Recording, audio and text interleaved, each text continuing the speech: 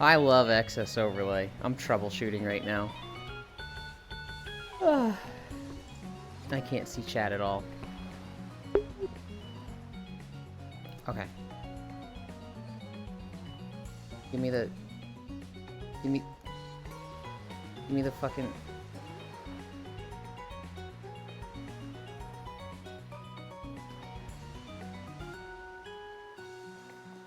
I can't select windows.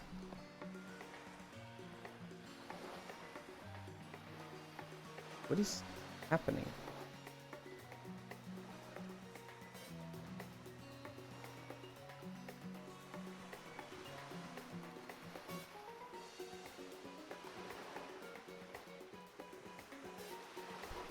Hi, Zuby. I'm struggling, because excess overlay is just fucking dead right now. Hi, last one. Please. Please, just... Oh my god. Ah!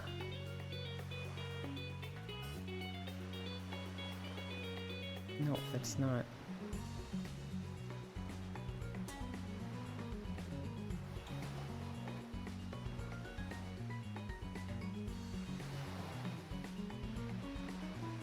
Oh, good, I can bring the settings up, but I can't bring the windows up.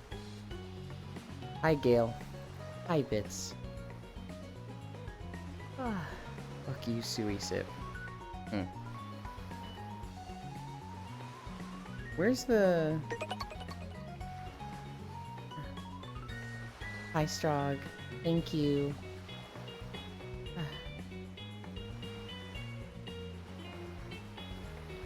Curved overlays. No.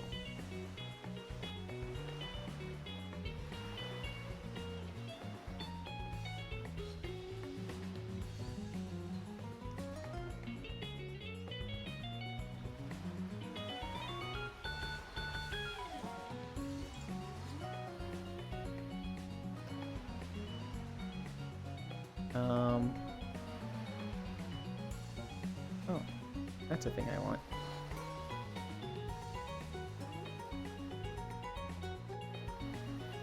Still? Alright, I'm gonna try and delete all overlays. I'm gonna create a new one. It's not giving me the options. We're gonna try resetting excess overlay one more time.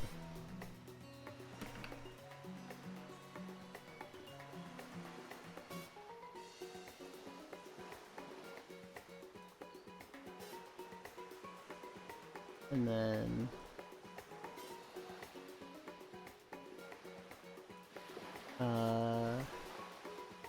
where's the thing? Oh, there was a thing somewhere and I don't remember where it is.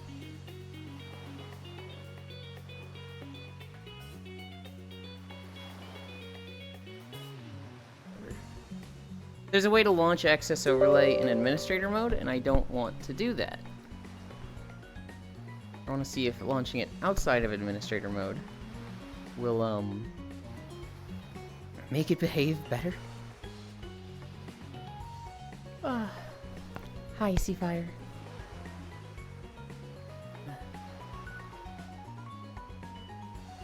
Late? What do you mean late? I'm not late at all. We have it! We have the fucking... Okay. I have the thing I want. It is working. Yay, it's so pretty.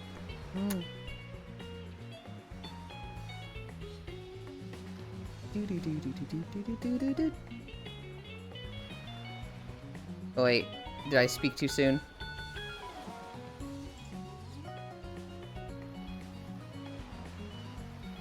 Oh. Now I can bring up the windows, but I can't, like, select them. So this excess overlay window, I've got it to OBS, exactly how it should be. This one that I want to make Chatterino, I can't select it.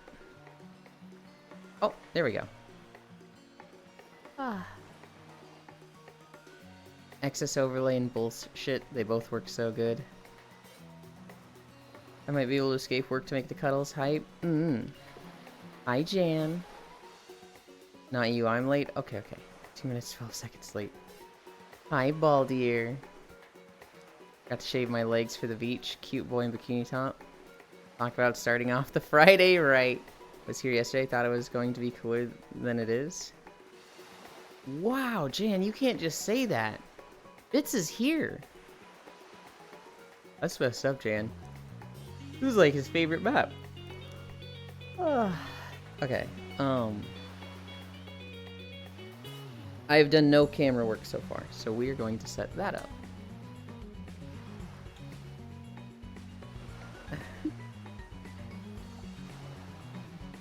I lied.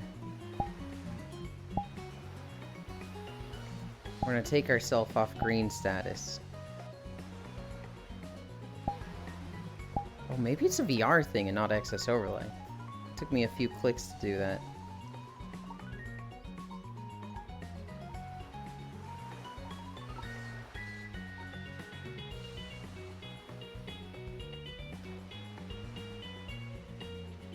Right here.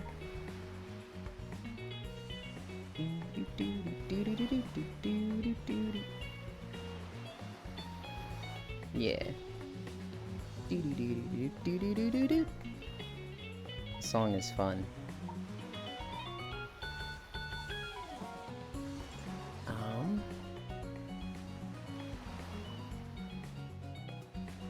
Flying.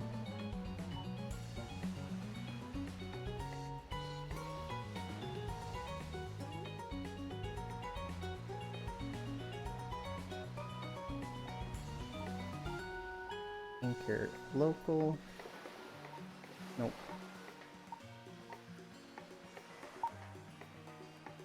Okay. Alright.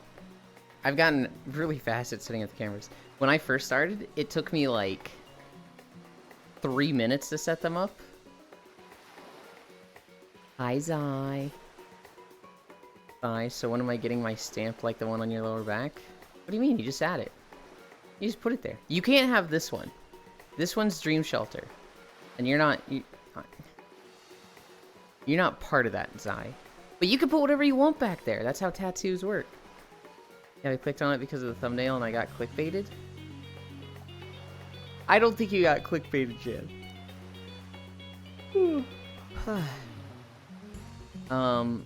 Alright, we are 8 minutes late.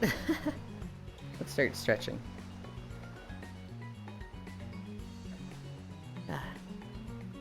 Bits actually join?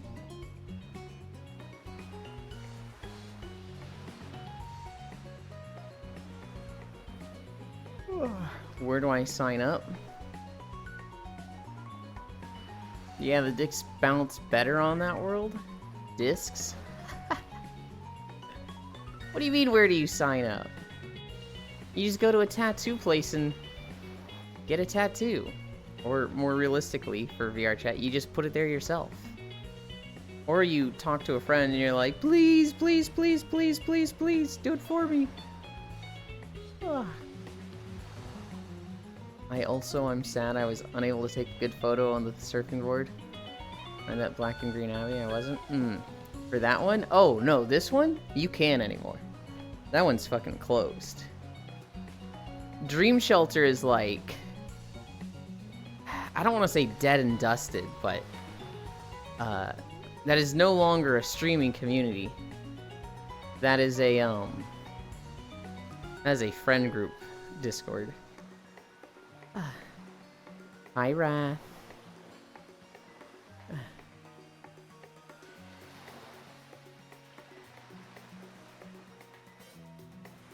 SMH.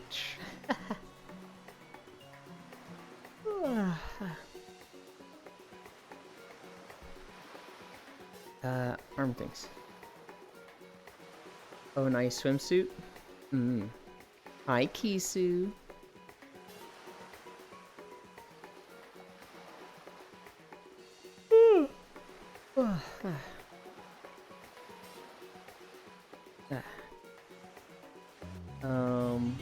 lunges. That's where we're at.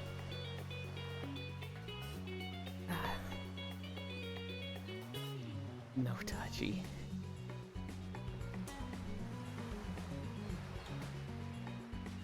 Somebody told me to add the no pats emote. And I've never been more hurt by an emote, and I know that if I did, Bits would use it so much. Bits is just like a cat.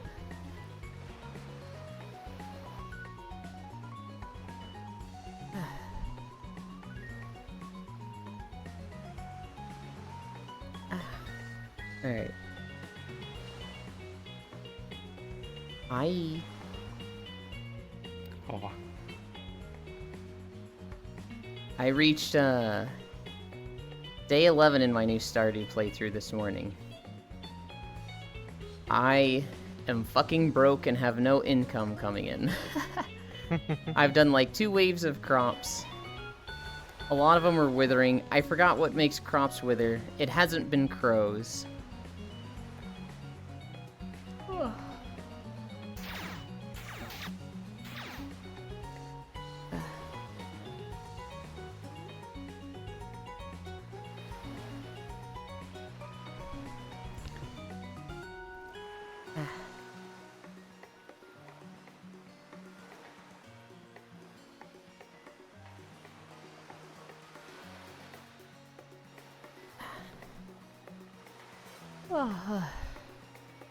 Make it night.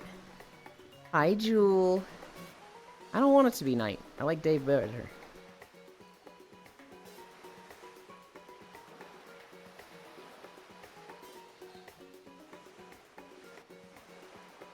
Jewel, it's beach day.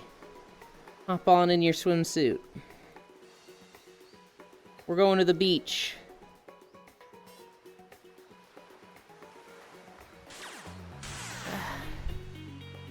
Now I want to be there.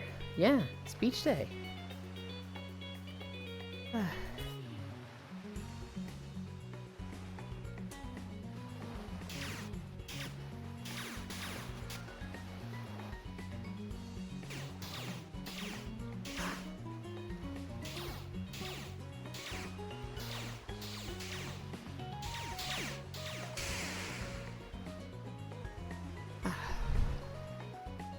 Should I walk with you? I always want you to walk with me, Jewel. But I also know that you have a late night work schedule. And you're tired when you get home. You also just walked like an hour or two, right?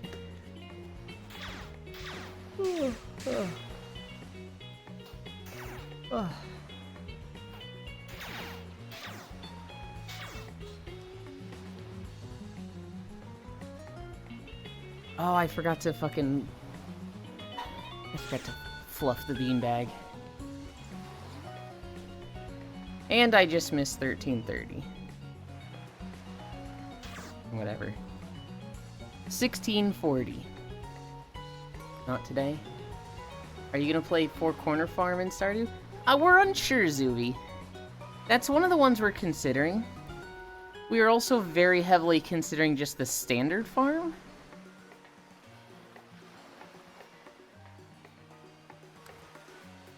I think there was another farm we were looking at.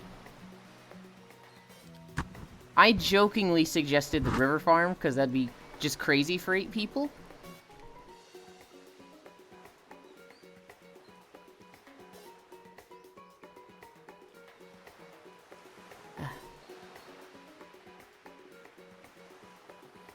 I said 16:40, right? We're at 50 seconds. Ping if watching CS. Okay. 1 minute. What was the other farm? Okay. There is the forest farm, the hilltop farm, the wilderness farm, the river farm, and the beach farm.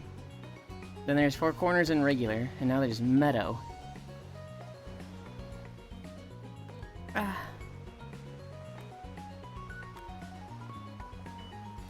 I think we're just gonna do Four Corners.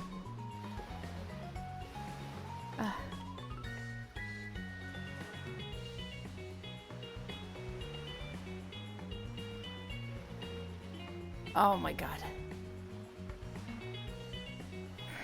Guys, I hate planking. This hurts.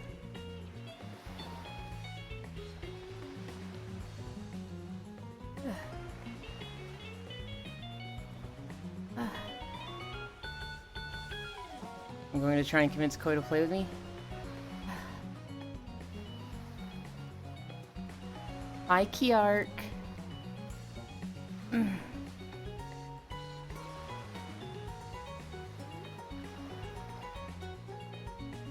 Can you not get him burnt out on Stardew before my 8-man run with him, Zuby?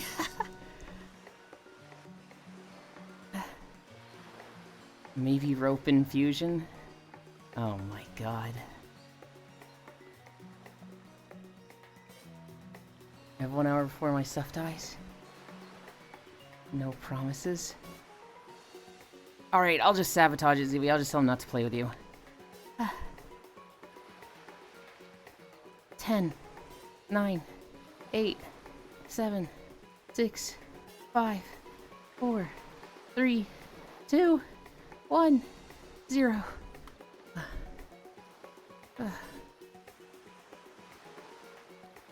Oh my god.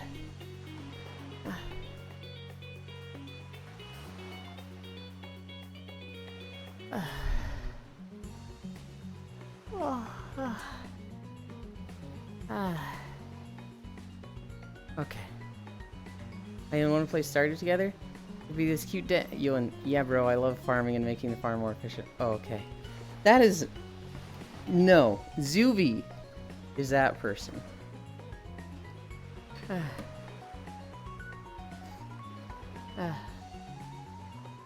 Koyo.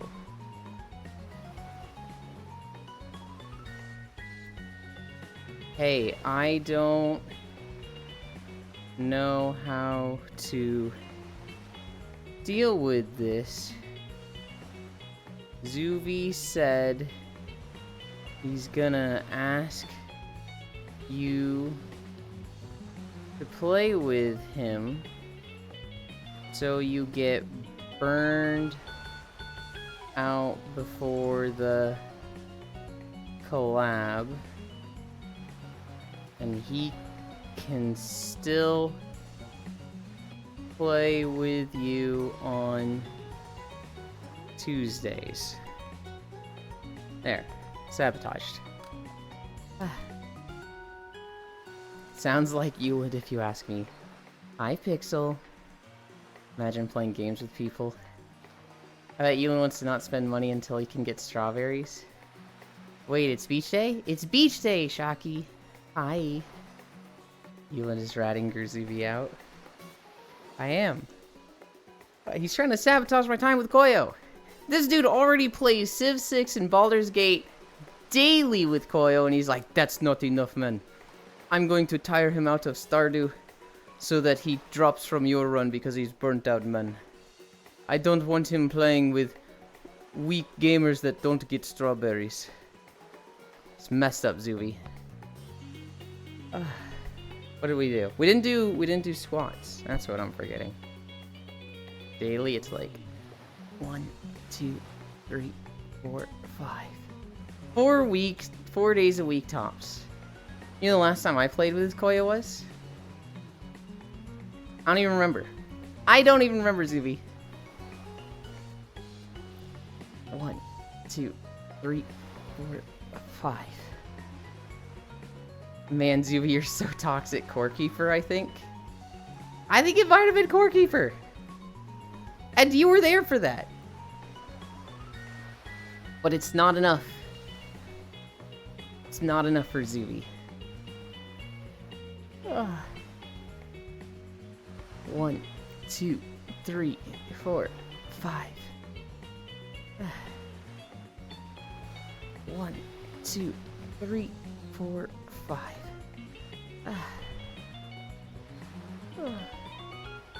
This is like standing on the surfboard, I think.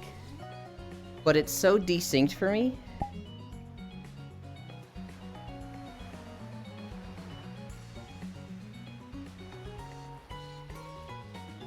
That he's just like floating around in the air.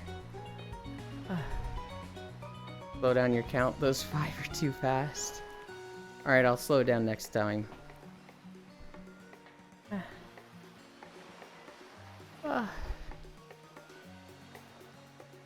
One free day a week, Sag. Oh, my treadmill was still on incline from the other day. Okay.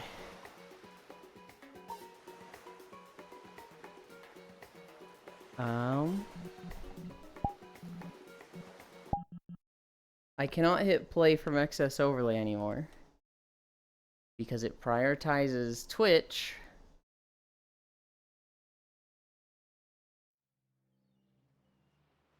over YouTube.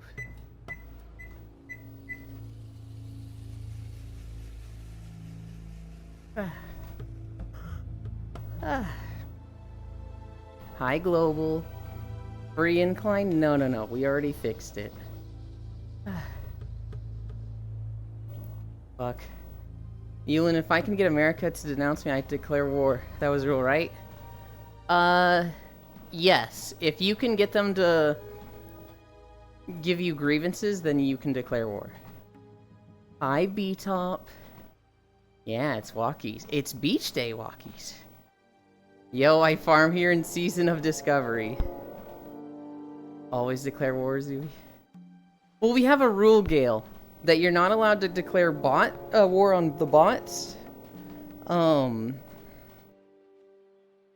Unless they have grievances against you. Because what ends up happening is that people just take their cities and, like, win. Ignore the shoes also high? Well, they can't see the shoes. And I'm wearing shoes because if you were walking 5 miles on a beach, you'd still wear shoes. Hi. I'm in my bathing suit. I feel so much shorter. Jan, isn't that just underwear? Wow, that is fucking hugging your cheeks.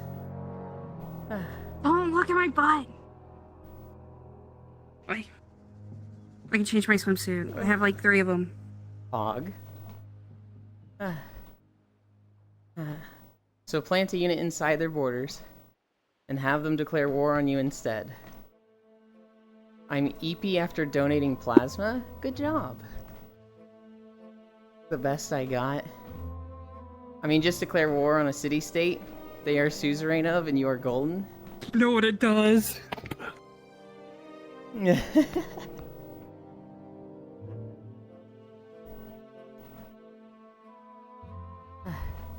Damn, I need to get my avatar ready so I can croc and roll on the stream.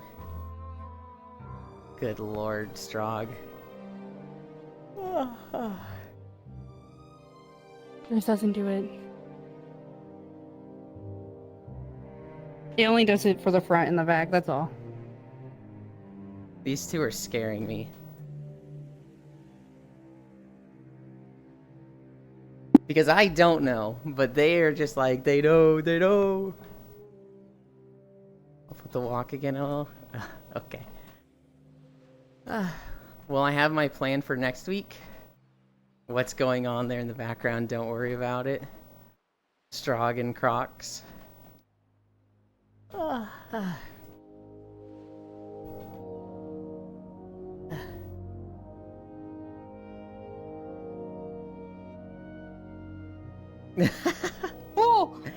Wait.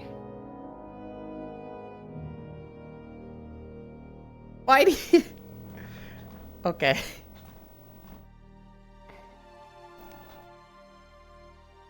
Just has a left shark outfit. The I one do. FPS walk. Mandatory. I'm like scared to crash excess overlay. Access overlay wasn't even working for me, so I just turned it off. So I can't even change my music right now. It has always been so hit or miss for me. For like 4 years, it would freeze super easily. And then when I started streaming, it started working perfectly. It was like right when it had that update, and I was like, fucking finally, all my problems are solved. And lately, like the last 2 months, it's been like sometimes it doesn't load properly. It's been killing my PC. Oh no. My PC I think I need an upgrade. It's been 3 years now. It's time. I don't have money for an upgrade. I can't see. So, I think If you hear my dogs, I'm sorry. all good. I think the big news from yesterday was the Dragon's Dogma 2 launch. I think fucking everybody was playing that.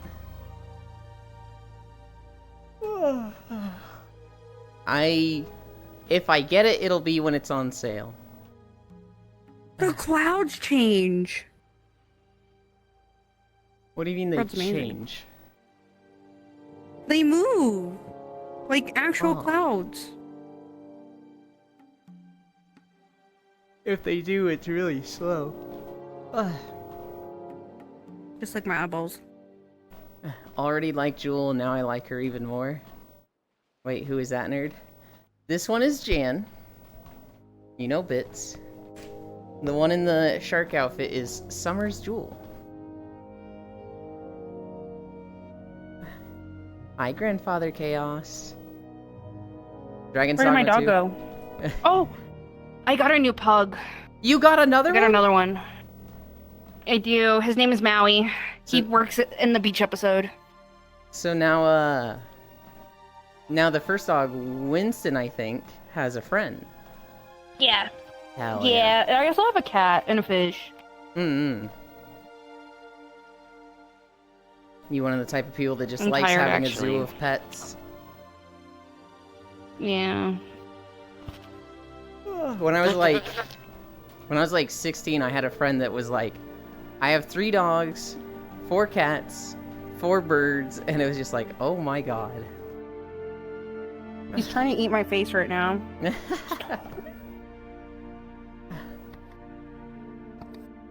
Drake and Bikini Bottom be like, you used to call me on your shell phone. Okay, Strock. Think it's time for a quick nap? No, freedom. DD2 is currently mixed on Steam. Yeah, so it's a good game, but like, my god, the issues. Apparently it's got really bad frames per second issues. Apparently, like, you can't delete a character. Like, if you make a character, that's just what you are. And there's no, like, delete character or multiple saves, which is fucking insane that they just don't do that. I'll stand up for this. Morning, Ewan. Want to hear a duck joke? It fits the bill. Is there a duck joke coming after it, or was the bill joke the joke? It was good. I know Bits who. Wait, that's Jan? Hoi, Jan. It is. Chat's so mean to me, I'm gonna come cry. Okay, Oathmeal. What? What? It has performance issues, can't delete character, or start a new save. Yeah, if you want to, like, delete... If you want to remake your character, you literally have to, like, go into the files and delete the data there. Oh, come on, Duckbill. That joke was foul. Okay, dude. Okay. I kind of look like your kid now? Don't say that. It's been a long time, though. I haven't played it in I don't want any kids. How long it's been? I can't find any swimsuit Abby's, heck. Just fucking cuz, chat. Oh, I need a drink. Fuck. Come on. Wait, 1 second. Give me 2 seconds. Dragon's Ligma 2. Just wear underwear like me. You don't have to wear a swimsuit. You can come and just hang out. So good. Oh, I thought that was Jesus fucking Christ. I always thought it was, Jesus fucking Christ is probably what it is. What did I say? Just fucking cause? I already forgot. No, Jan, that is definitely a swimsuit, nothing else. Other complaint people have about DD2 is the DLCs that are mostly just paid for some items. Yeah, it came out with microtransactions, which is like, fucking what? If any of you buy microtransactions in Dragon's Dogma 2 for the things that are like, you know, get these bonuses for your companions or whatever, fucking Lamau. It's either Not only this was it or microtransactions, they put fast travel behind a paywall. I'm okay You with got that. fast travel unless you paid for it. I mean, I'm okay with that, but I do think that is stupid. But like, that's just because I fucking run anywhere. One of those DLCs being able to edit your character once more? That's stupid. Yulin, that is what Capcom does for all its games. It's awful. No. Yeah, but it's like more egregious this game. You know, editing your character, that was a thing in Monster Hunter. But like, you could have multiple saves and like edit some stuff about your character. Fast travel? Fast travel behind a paywall is really bad. Though overall, could just ignore all those DLCs. I still think it's a great game. From what I've seen, it looks really, really good. But like, there's parts of it that are just questionable.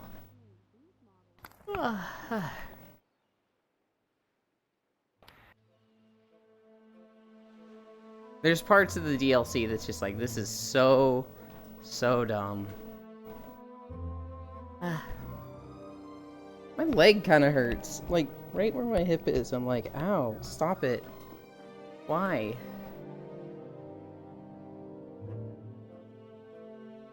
The fast travel is something already in the game. The DLC is one extra fast travel location to place. Okay, that's less bad. You know, Beach Day is great. I don't have to worry about flashing. Yeah. Yeah.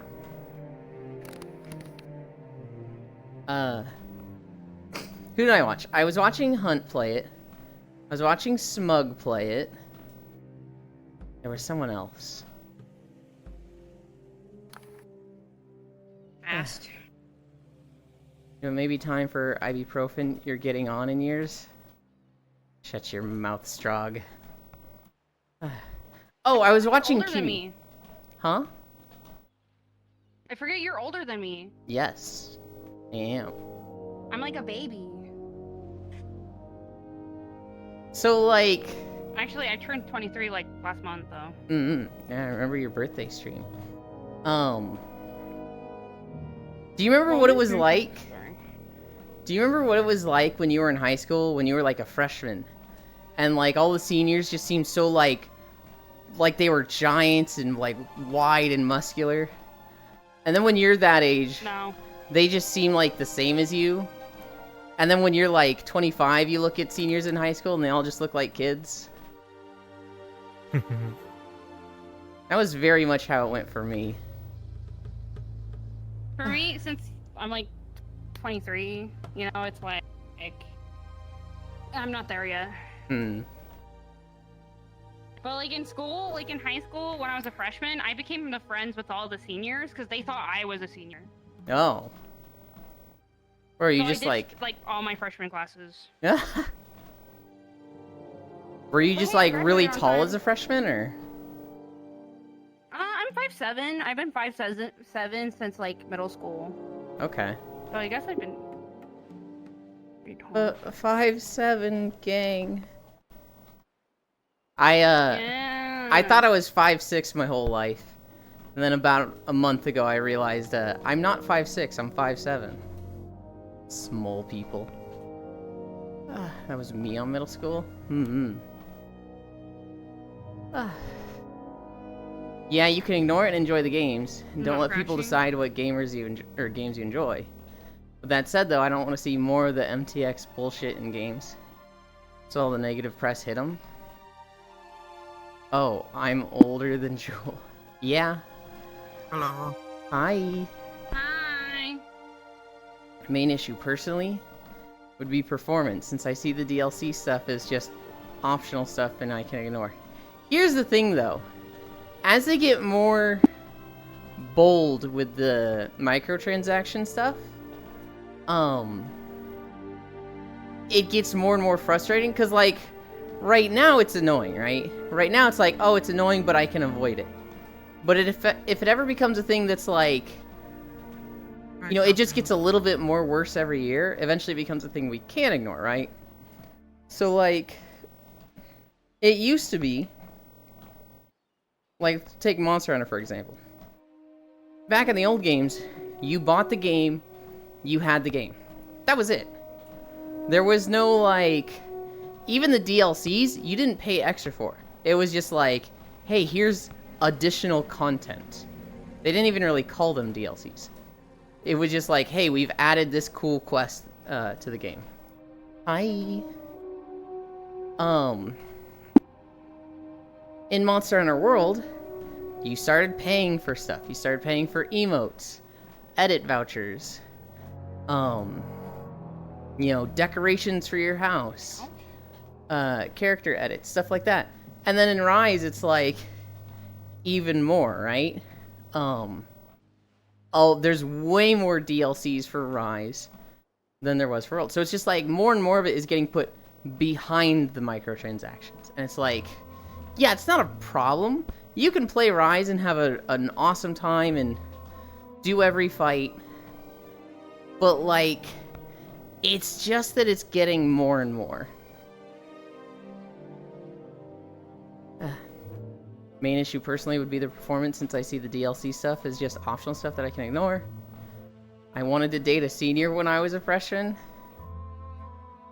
Well, that didn't change. Since you can still find them without the DLCs. Where you can move the toes in. Yeah. Sorry. Yeah. I was just thinking about it, because I know it has a bathing suit. I am... But it's really heavy, so I won't change into it. I am aware of those avatars. Of that content. I watch Leafeons. Euland is almost average. Euland, can I compress my spine inch to join 5'7" gang? No, you have to be taller than me. Exactly, Euland, good point. They keep pushing the limits. My pick'ems are about to be in shambles. No, no, no. Your pick'ems are gonna be all correct. Shock looking good. Pay to play. I liked it when it was like, you buy a game, and if it's an MMO, you pay for a sub. And, like, I don't like pay for convenience. I don't like pay for sex. It's a little different for MMOs, because, like, a lot of MMOs are, a lot of MMOs are free, so they have to make money some way, right? And for a lot of that, it is pay for convenience. Pay for cosmetics. But the problem, my big problem with game shops, or pay for cosmetics, is that which one is the developers incentivized to make better? God damn it. If Bots, you you're have... losing. Bots, you're losing. Go, bots. If you have a cool horse that you get in the game for, let's say, getting rank 1 in the arena, or top 5% in the arena, It's so nice. If I... and then you have... Actually, yeah, I would wear this bathing suit. And then you have a horse that's like, you can buy for $25 on the shop. Which one does the developer want you to want? Like, you can spend 500 hours in the game conquering the arena to be top 5%. And they'll be happy with that. But, like, $25 is $25. They would much prefer people spend the $25. Wait.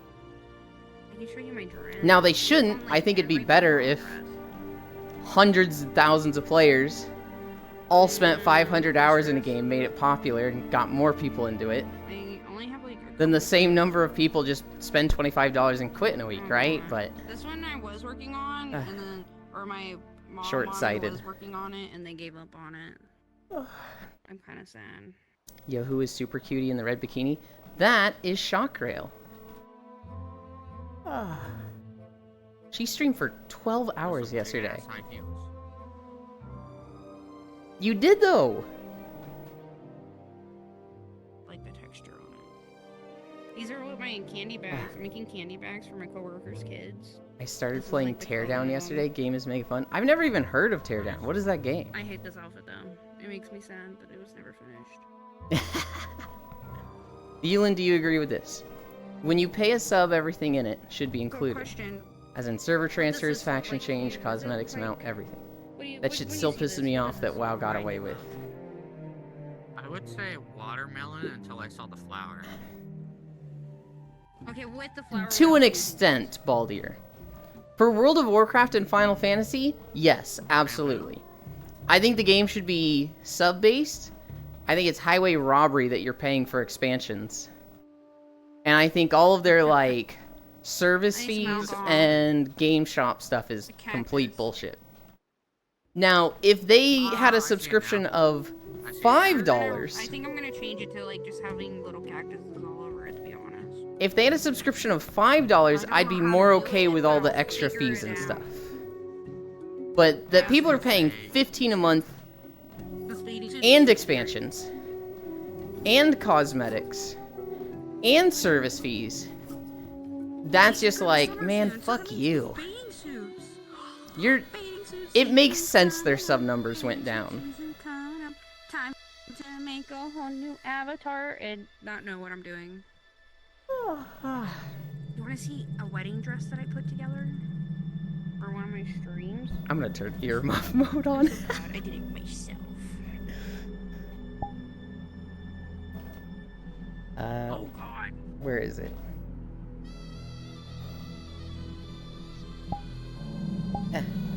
There we go.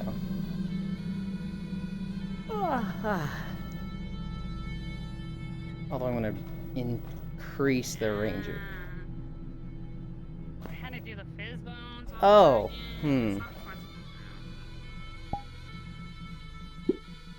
Earmuff mode doesn't affect friends.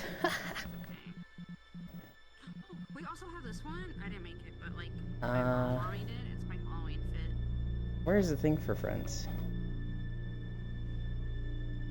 Can I not turn earmuff for friends? One Punch Man. Yes, it is my favorite anime.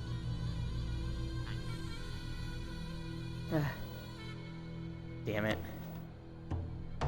Elon, who's the cutie with the pink hair and white hair? It's beach day. With the lower back tattoo? It's beach day. I'm gonna stab you, Strog.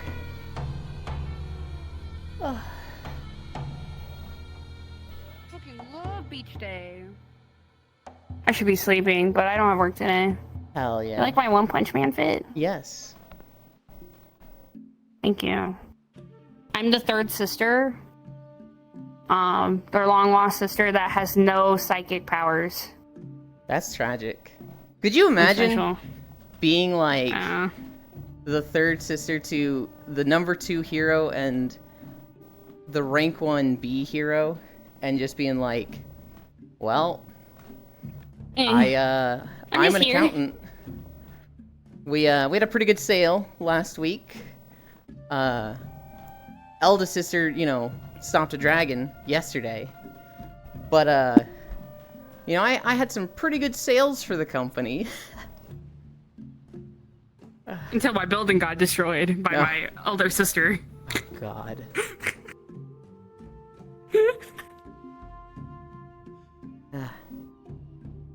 It's a game about tearing down. It's a game where you play a broke guy. People hire to fucking destroy other people's stuff. That's Am I wearing a interesting. bing suit? I am. I saw a picture recently of this guy who had like a $35,000 Lego collection. And it was like he had dedicated a large room of his house to just display cases for Legos and whatnot. And his like I think his niece or nephew had basically gone in and destroyed every single Lego set he had. And like I don't know what happened, I don't know why, but it was just like Legos and broken glass all over the floor. I still wouldn't be okay with it for $5.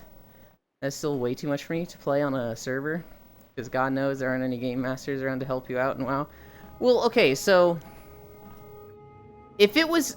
The thing is, Baldier, MMOs are just fucking expensive. Like, For $5 a month?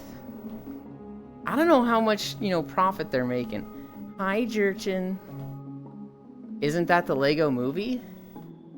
Well, technically, the kid was playing with him in the Lego movie. Hi, Air. But, like, this picture I saw, it was just this real dude's Lego collection.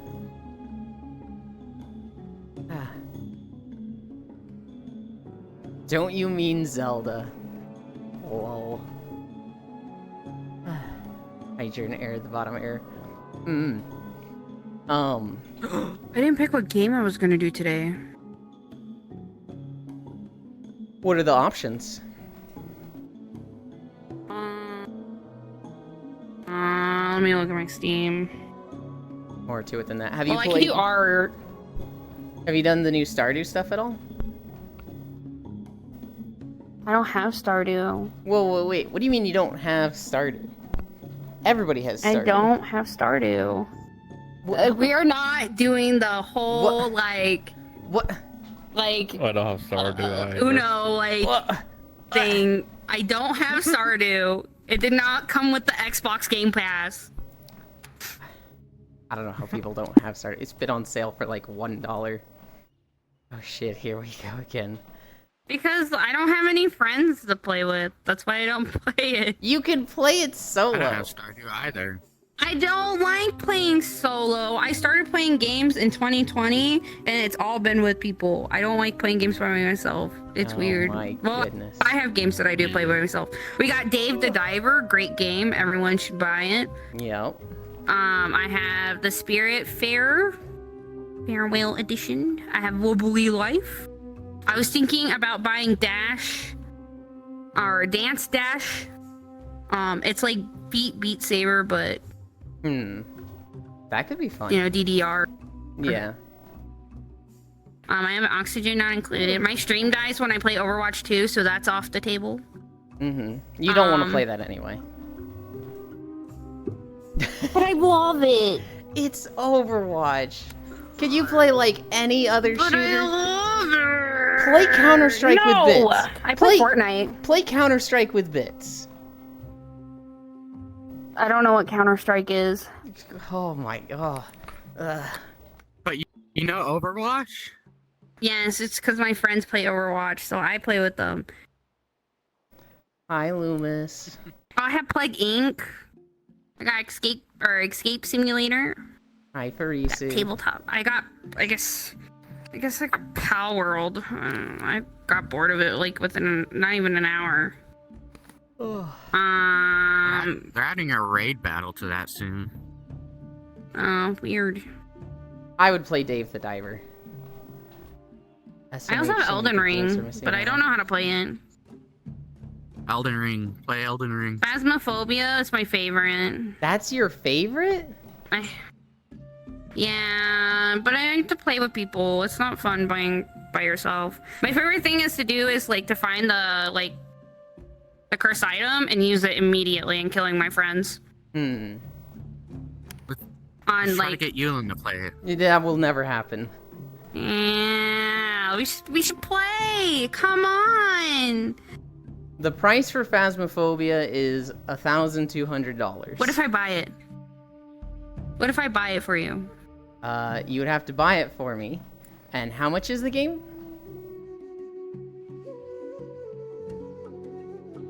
It's $14 right now. All right, so if you Yeah, it's $14. Base price anyway. So It's you- not on sale. Just you wait. all right, so if you bought it for $14, you would also need to supply $1,186 through PayPal. That's my price to play Phasmophobia. The whole new VR. That's the whole new index right there. Yeah, I know. No. No one plays CS, Pepe Hands. Honestly, Fortnite is better than Overwatch. Honestly, I mean, I have Fortnite. more to it than that. There is, but I'm at work, so I can't type all that out. I have Left 4 Dead 2. Don't play a game called Tattletale. I hated that game.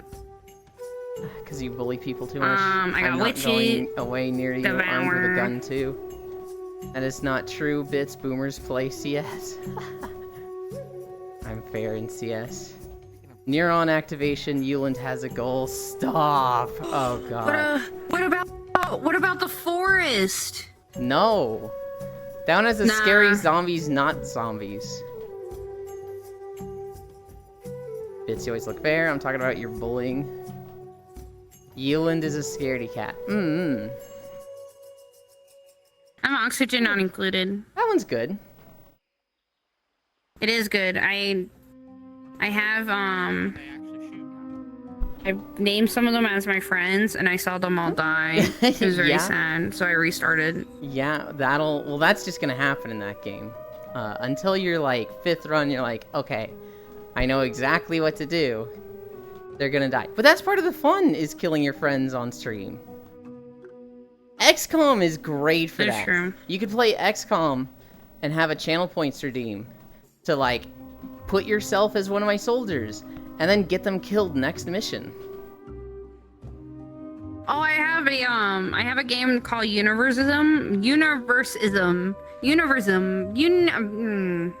Oh wait, actually, It's like a colony game, and you can put your own Twitch people in it. Like, your followers can be in it. It's pretty nice. chat is saying Oxygen Not Included is a big brain game, so you shouldn't play it.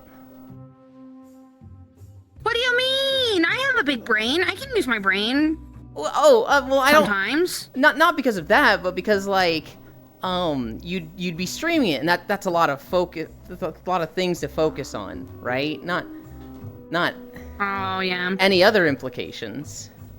I can go play Project Playtime. People will be happy with it. I know what Poppy's playtime is, but I don't know what Project Playtime is. Project Playtime is like Dead by Daylight, but with Poppy. Oh. Big I brain don't game think it's Halo like- 2. It's been broken. I have Dead by Daylight. Yulin, you are always welcome to join VR chat. Also, Yulin, I love to kill my friends in game. Hang on. I have never killed my friends in game, okay? I love killing my friends in game. I don't play XCOM. I don't play Oxygen Not Included. I just think that is a good stream idea for other streamers. Another fun one to see on stream is Cult of the Lamb. That is a good one. I have that game The Lamb too. was fun. They've also got the It's a new fun game. I didn't update. finish it. They've also got the new Sin update, which I don't know how new it is at this point. But like, you can have a naked Oh, dance you mean the sex parties. update? Yeah. Yeah. What the I hell don't know how is I this feel about zone? that. This is the Blasted Lands. This is where the Dark Portal is. Looks like Duratar. I could play VR chat. You My could. VR lags so much though. It's a few months. If I do Okay. that, I can't have anything running on my computer. Hmm. I can play Roblox. I have Roblox. Never mind, I don't want children in my chat. There is a beach in Blasted Lands. There is. It's actually kind of a big beach. Like, the whole fucking coast of the zone is like a decent beach. And then in the center is the portal. To the left side is a bunch of demons, and at the southwest, there's like a cursed forest where there's a bunch of Worgen. They added that forest with Cataclysm.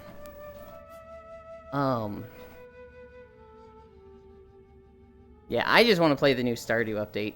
When, I was planning a run with friends like a year or two ago. But I was like, I don't really know how the game works, and everybody has played it before, so I'm gonna play it on my own, just for a little bit to like learn the systems. And I ended up just putting 100 hours into it in like 2 weeks. I fucking love Stardew. I think it's fun solo. I think it's more fun with friends.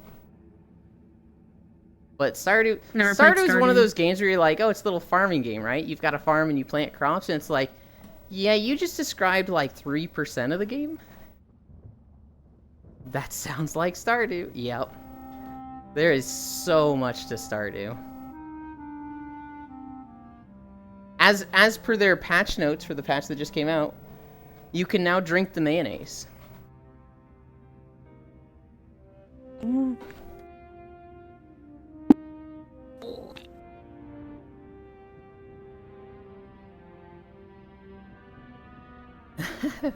Drink the mayo. Freaks is just like, what?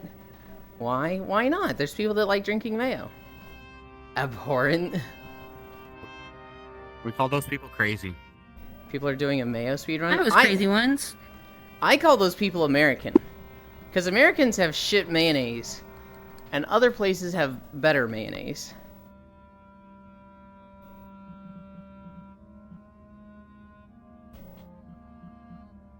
I know a few Europeans. Doing with the jar of mayo. I know a few Europeans that just like, they will just have a spoonful of mayo. They're freaks. Have a spoonful I of could play cinnamon. Borderlands. You could. Mayo is rarely Borderlands good. fun. Which one now? That's a take, Jan. I have 2 and 3. Nice. He knew what he did with the jar I of haven't mayo. finished any of them. If I remember, it's 999 How could you not mayo. finish 2? QP Because mayo is superior in every my way. friends stopped playing before I can even finish.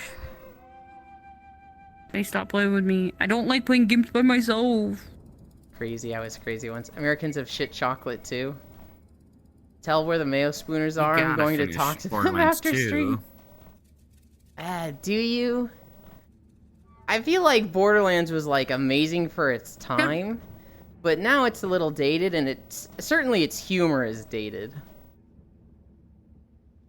Claptrap But is still a Borderlands classic 2 is though. fun. Okay. It's good to at least complete it once, and then once you complete I it was once, thinking of playing Unravel. I will never play Little Nightmares again though. 2, the second one. I will never finish it. Got stuck on one part of it and still stuck on it. I gamer raged and broke my keyboard. You broke your keyboard? Jewel. Yeah. Oh my God. Because of the fucking mannequins! Sorry. You can't do that. Fucking hate mannequins, dude. And I knew I was at the end too, because all my friends were like, oh, you're at the end! You're at the end! You can do it! It dies at the same fucking part every time. I gave up. Never again. I could do a VR stream, because that's what they've been wanting. I hate being in VR. And 7 times the price here. Ohio chatter spotted. Sup. Yo, Strog is gonna talk to me. Wait, how did they know I was Yes. born from Ohio? Uh-oh. Well, I think they were referring to Jurchin. I Oh. think for QP Mayo, but that's common knowledge that QP Mayo is better, right? Good night, Jurchin. Sleep well.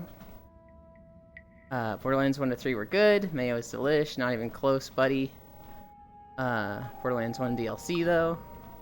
My bad, homie. There are QP restaurants in Ohio. Good day, sir. Yeah, I think QP Mayo is just, like, kind of popping up in the last 10 years, where everybody's like, oh, this is way better than the mayonnaise we're used to in the States. Discs. I never heard of it. I'm not even in the same continent. I'm actually going to bed. You know, is this a post-WAD Blasted Lands video? Or pre-WAD, but post-Kata? This is probably post-WAD. But we don't see any of it because we stay away from all the orc sections. No, actually we do see the boats. So this is post-WAD. Lucky good night. Good night, Oh, Jerry. no, my hand died. My hand died. And no! Access overlay is open! I can't turn it off. My hand died. That's I'm tragic. stuck in one spot.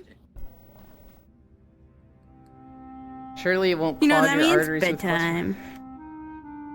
Okay. Good night, everyone. I'm going to bed. I gotta stream later. Bye. Sleep night. well. Thank you for hanging out. Well, welcome. Bye. Good night. We used to be talking in codes. I'm just talking about WoD blasted lands versus pre-WoD post-Kata blasted lands. And no cuties want to clog me.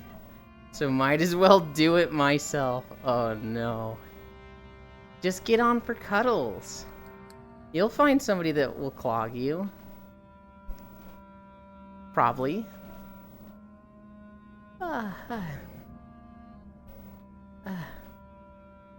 I got life.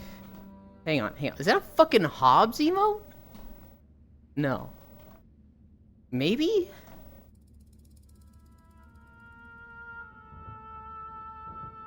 No. But I thought it was Hobbs from Calvin and Hobbes, and I was about to lose my shit. I recognize this landscape? Yeah. And this soundtrack? Where is it? Say the name without looking back in chat. Filthy degenerates. Hi, Slayer. Durotar? You're close. Somebody else thought this was Durotar, but this is actually the Blasted Lands. I give up. This is the area with the dark portal. Surprising amount of beaches in that zone. The name checks out.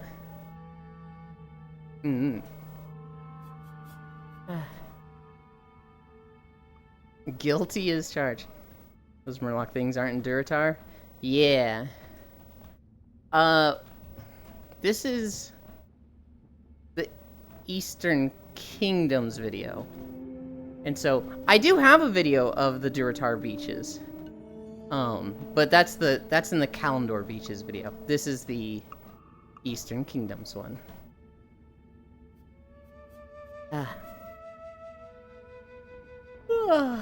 Guilty SMH my head. I went to the Avatar search world and was looking at swimsuit abbeys, but couldn't find any I liked. That's okay. And my defense, the textures are the same. Yeah, so it's all like Kata stuff, right? Which was like 15, 14 years ago at this point. They had a lot of points and angles and simple textures back then. Oh god, Bits is demented? What has Bits done?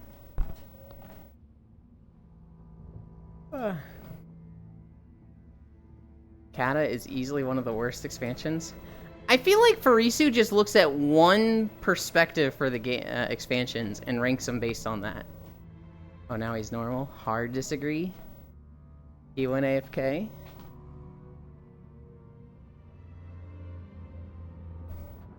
Oh, I see.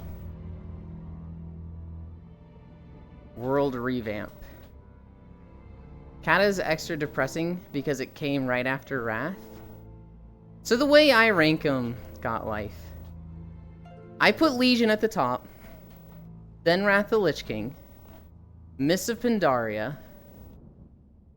I would put Dragonflight and Kata as equal.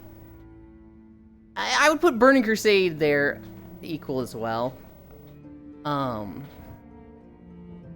I might put Burning Crusade above Dragonflight and Kata. And then I would put WoD, Shadowlands, BFA.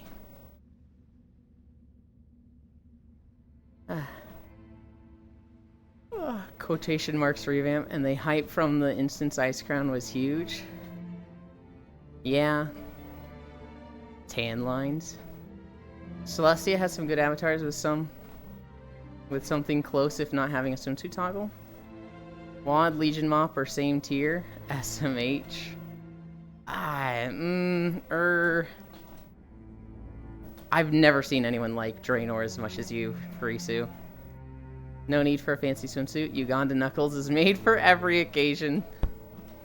I'd say everything from Kata on is a different game. WoW 2. Kata only has one fan. I'm that fan. Vanilla TBC and Wrath, you become the hero. Everything after, you're like the chosen one already. Yeah, I would say a big defining point in the game was Legion, because that's Mythic Dungeons, and that completely changed everything after that. Before that, so if there's anything that distinguishes, like, if you had to put a halfway point between Draenor and vanilla, what would it be?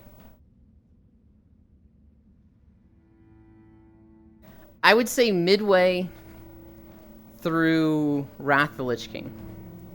Because Wrath of the Lich King added hard mode raids. And this was a huge turning point for WoW. Because if you look at the numbers of players that, like, downed bosses in Classic, it was like 1% of the player base was actually raiding. Very few guilds actually killed... Hi, Nondary actually killed Kel'Thuzad. I thought it was only 40 guilds. Farisu said it was a different number recently. In Burning Crusade, 108 guilds. Okay. In Burning Crusade, raids got easier, and more people were clearing. But a lot of the hardcore group felt like, oh, this game is too fucking easy now, and it sucks. And then Wrath of the Lich King, they tested a hard mode with 3 Drakes Sartharian, I think his name was. And this was awesome. Then in Ulduar, they did 8 of the bosses with a hard mode. And then they literally added normal and heroic mode.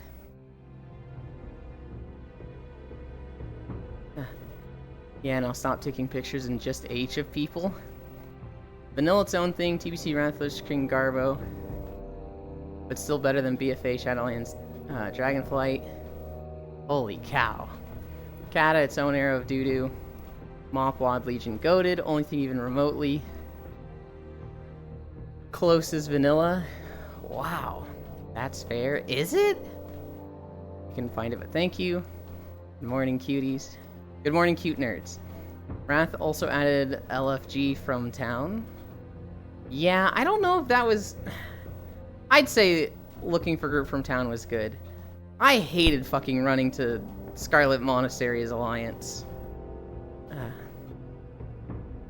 Holy shit, I love Farisu. I disagree with you so much, but this is awesome. God, we could have talks. Not even in Avatar Search Worlds? You're supposed to pay for Celestia, Jan. That's an avatar you're supposed to buy, so if you find it in Avatar Search Worlds, I don't think you're supposed to. I still use and will continue Uganda Knuckles as my main avatar until I get a headset and custom avatar. You can't take it from me. I take pictures of people, he takes them of people being lewd. Menulin's World now. One day I'll do a WoW stream where it's a tier list. Oh god. I said nothing. I don't know, bitch. I consider all aspects of the expansion, TBC, Kata, BFA, added more negatives than positives for the game. I don't think BFA added anything of value. I think the Burning Crusade scaled down raids, so instead of 20 and 40 man, they were 10 and 25 man, and I think this was a really good thing. They added flying, which you can see it as bad or good. Depends on which perspective you're looking at it from. They also changed tier sets, which was for the better. What else did TBC really add?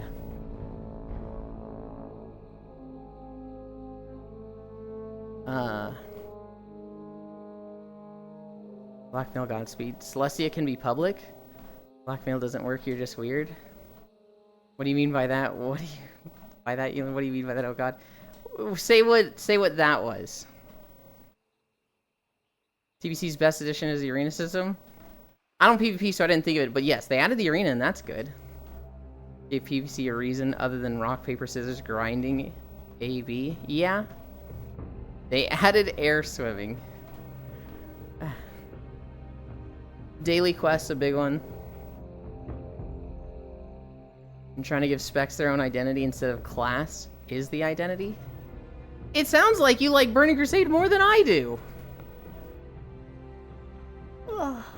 I think scaling down the raids so that you had 10-man guilds was very, very good. I think that ballooned the health of the game. Because before, raiding meant joining one of 3 guilds and treating it like a job. Whereas in Burning Crusade, you could just have 10 friends and live in Karazhan and Zulaman for the entire expansion. I think that was amazing for the game. I think people really, really liked that, and the population exploded from it. I think it's better than BFA, Shadowlands, BF Kata, but it offers a lot of negatives, such as adding flying difficulty modes for dungeons. A lot of things that bloat a system. You think difficulty modes for dungeons is bad? I thought difficulty modes for dungeons was really good. What don't you like about it?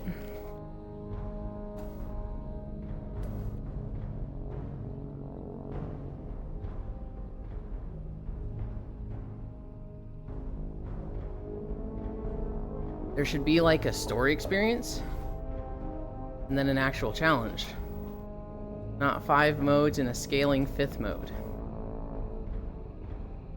Well, so here's the thing. If you make a dungeon, let's say Hellfire's,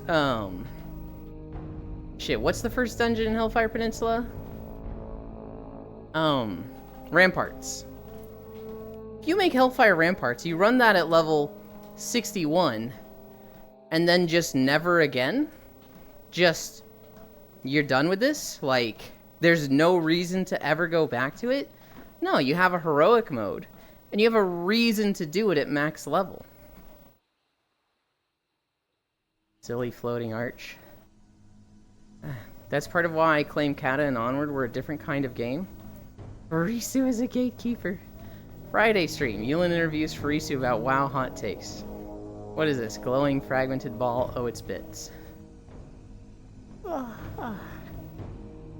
I think you need a system that makes it so that dungeons get reused. And having multiple difficulties of them, either as a leveling experience and then a mythic dungeon experience at max level, or dungeon roulettes where you have a daily to just run a random dungeon and you get scaled down, are very, very good so that content gets used a lot and it's not just a one-off and done. Which is what a lot of vanilla dungeons were. You fucking ran Razorfen Crawl to level up, and like there was no reason to ever go back there once you were past it. Except for like, hey, now my friend's there. I guess I'll carry them through it so they can have this one ring for 2 levels. Argument could be made for every zone. You never go back to starting areas or most leveling areas. Right, but we're talking about specifically dungeons. For zones, you can give other reasons to go back to them. Like, you go back to Durotar all the time for holidays. You don't go back to, like, the Valley of Trials, but, like, you regularly use the zone Durotar and stuff. But for dungeons, like, you go through leveling dungeons and never go back. Like, ever. Unless it has a roulette system or difficulty levels. I do kind of gatekeep, but there's also a reason I stay muted. Raids Mythic Plus, so my toxicity remains unseen. But for Furisu, many of the Kata heroic dungeons was a challenge at launch, and they all had story in them. Bits also has so much cheeks hanging out the top of his swimsuit. Kisu is staring at my butt. Yulin is the gaslighter, Furisu is the gatekeeper. Now we just need the girl boss. I don't blame her, lol. Strog? Also, the argument for difficulties in going back to them, reputation can be farmed through those options. Why? What? Reputation? Okay, so if you don't have a roulette system, and you don't have a scaling difficulty system, you would want people to, like, go through Razorfen Crawl at level 30, hit level 60, and then go back for a reputation? Maybe I'm misunderstanding. That doesn't make any sense to me. Wow, 2 Yulins. There is no rep in RFC? So then you just don't use it again. So you just never go back. That's my point, Furisu. But that's RPGs. I do see the validity in Kata adding additional bosses to its raid content, but the dungeon extra bosses could be encountered on normal. And no one goes back to that content. Do you? That's what I'm saying is the problem for Isu. This is why I'm saying a Razorfen Crawl, normal for leveling, and a Razorfen Crawl Heroic for max level would be good. And you're saying, like, nah, they should just put a rep there. What would be the... That's not good content, though. If you were level 60, and it was like, hey, let's go run Razorfen Crawls 50 times of these level 30 mobs, because there's a rep here that, like, is either going to give cosmetics, amount, or, I don't know, some piece of gear that'll actually be good. That sounds fucking awful. At a certain point, sliding away from RPG World and toward Casino Fairground. But that's RPGs. Wow, 2 Eulins. Hi, Sir Noble. Drew, Janice, Little Eulin. 1 is bad enough, though. Actually, you couldn't see Vanessa Van Cleef on normal Dead Minds. Diffnerge, if I'm correct. Fix your boob. It's spreading already. It was so much further down, lol. Arch, you're cute. Yeah, I saw when you mentioned. Repeating content at all isn't good content. It's a mechanism for padding game time. Having new content is previously experienced areas is different. I think that's wrong. I think you absolutely need repeatable content. It needs to be repeatably fun. So, like, this is why randomized tile sets are so good. Because if you did the same exact layout every time, people hate that. But if it gets randomized and is different each time, that doesn't make it feel like repeatable content. But repeatable content is fucking efficient. You just need it to, like, be fun. It needs to be fun. Razorfen Crawl, if you were doing a level 30 dungeon as level 60 and that was the repeatable content, that would be awful. There would be no fun in that. Nobody wants to go through a level 30 dungeon at 60, one-shotting everything, for the sole purpose of wasting their time to go through Reputation. If it's a dungeon that is like has a heroic difficulty and you need a group and it's a standard dungeon, people are going to like that dungeon a few times, but really what it needs is the like different aspects to make different runs, which is what we have in Mythic Plus dungeons right now, with the different affixes every week, so that like you've got this same version of it for a week, and then it changes. And the layout is the same. The mobs are the same. But because of the affixes, the experience is very, very different.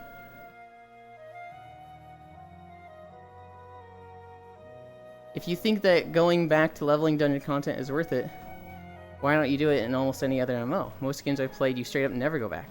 Well, the 2 biggest ones, you do. In World of Warcraft, you've got your leveling dungeons, and then they reuse those as mythic dungeons at the endgame. And in Final Fantasy, they have a roulette system where you queue up for roulettes, you get endgame rewards, and you have a lot of people in the queue for roulettes running high level or newbies scaled to each other. That makes it so that these dungeons they've made aren't just a one experience that you never see again and forget, because you run them regularly. That's what the game should be. And the 2 best games are doing that. God, I love Warframe. Thanks, Yulin. Time for some Steel Path Kuva disruption. Efficient fast food is efficient. There just goes bits off to just H. Nope. The repeatable content for vanilla is Molten Core, Blackwing Lair, the other raids available with open world rep grinds. Right, but those open world rep grinds are typically at max level. I'm saying make dungeons repeatable, and you're like, just put a rep there, and I'm like, that sounds fucking awful. Was rejoining. God, I wish I could do every single dungeon at max level in WoW. Scaled for that level with new mechanics, injected into my veins right here. Nah, not yet, that's later.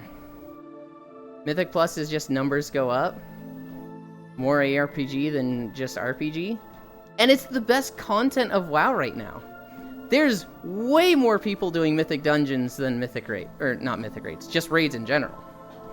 People love Mythic Dungeons. I just go to just H whenever and sleep. The original idea of WoW was do a dungeon until you get the loot. Then you never go back outside of niche 5 mans like BRD and Dire Maul. Me, the Burning Crusade is awful. Yulin, explaining the Burning Crusade mechanics.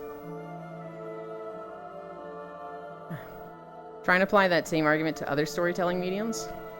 You want to have to reread the same chapter of book 5 times because it's efficient for total time reading. More people doing something doesn't make it better. Okay, but you need to think of it from a game dev perspective, right? Hi, Telena.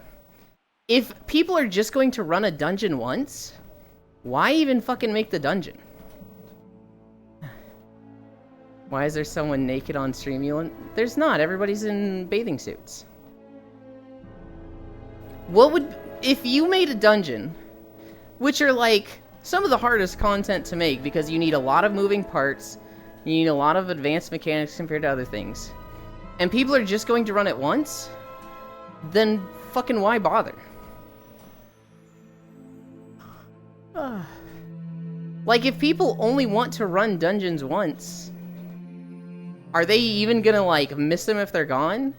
Or would that just be like, oh, my game doesn't have dungeons? Oh, well, it was still good anyway, because I did raids and rep grinds at max level. Only thing I don't like about Mythic Plus is it's time-based. And doing it random has never been fun for me. It's very gatekeepy. I actually hate Mythic Dungeons. Because I've had really bad experiences with them. And now I feel like I have to learn everything about them. Because I didn't do them in Legion, BFA, or Shadowlands, or Dragonflight. And so getting into Mythic Dungeons just feels like everybody just has this fucking wealth of knowledge. And I have nothing, and it feels really bad to not know as much as them. But when I look at who is playing WoW, fucking people love Mythic Dungeons. And I think overall it's good for the health of the game. I think they get sweaty and toxic, and that's not good. I think they need a way to, like, fucking... They need more fucking, game masters fucking punishing people for being toxic is what they need. But they're automating all that shit. I didn't have Jan's Avi shown. And so there was a big black box on them, lol. So we'll come hang out. From a game dev perspective, the vanilla formula was the most successful version and still is to this day. Well, from a game dev perspective, they should have just done Wrath of the Lich King more because that's what had the most sales. But, like, I feel like they make a dungeon, it gets used. It is, like, a successful part of the game because they make a dungeon now, and then it has the Mythic Plus version, and people run it hundreds of times. It's crazy to me that, like, they're going to spend hundreds, if not thousands of hours making a dungeon so people can play it once? That's insane to me.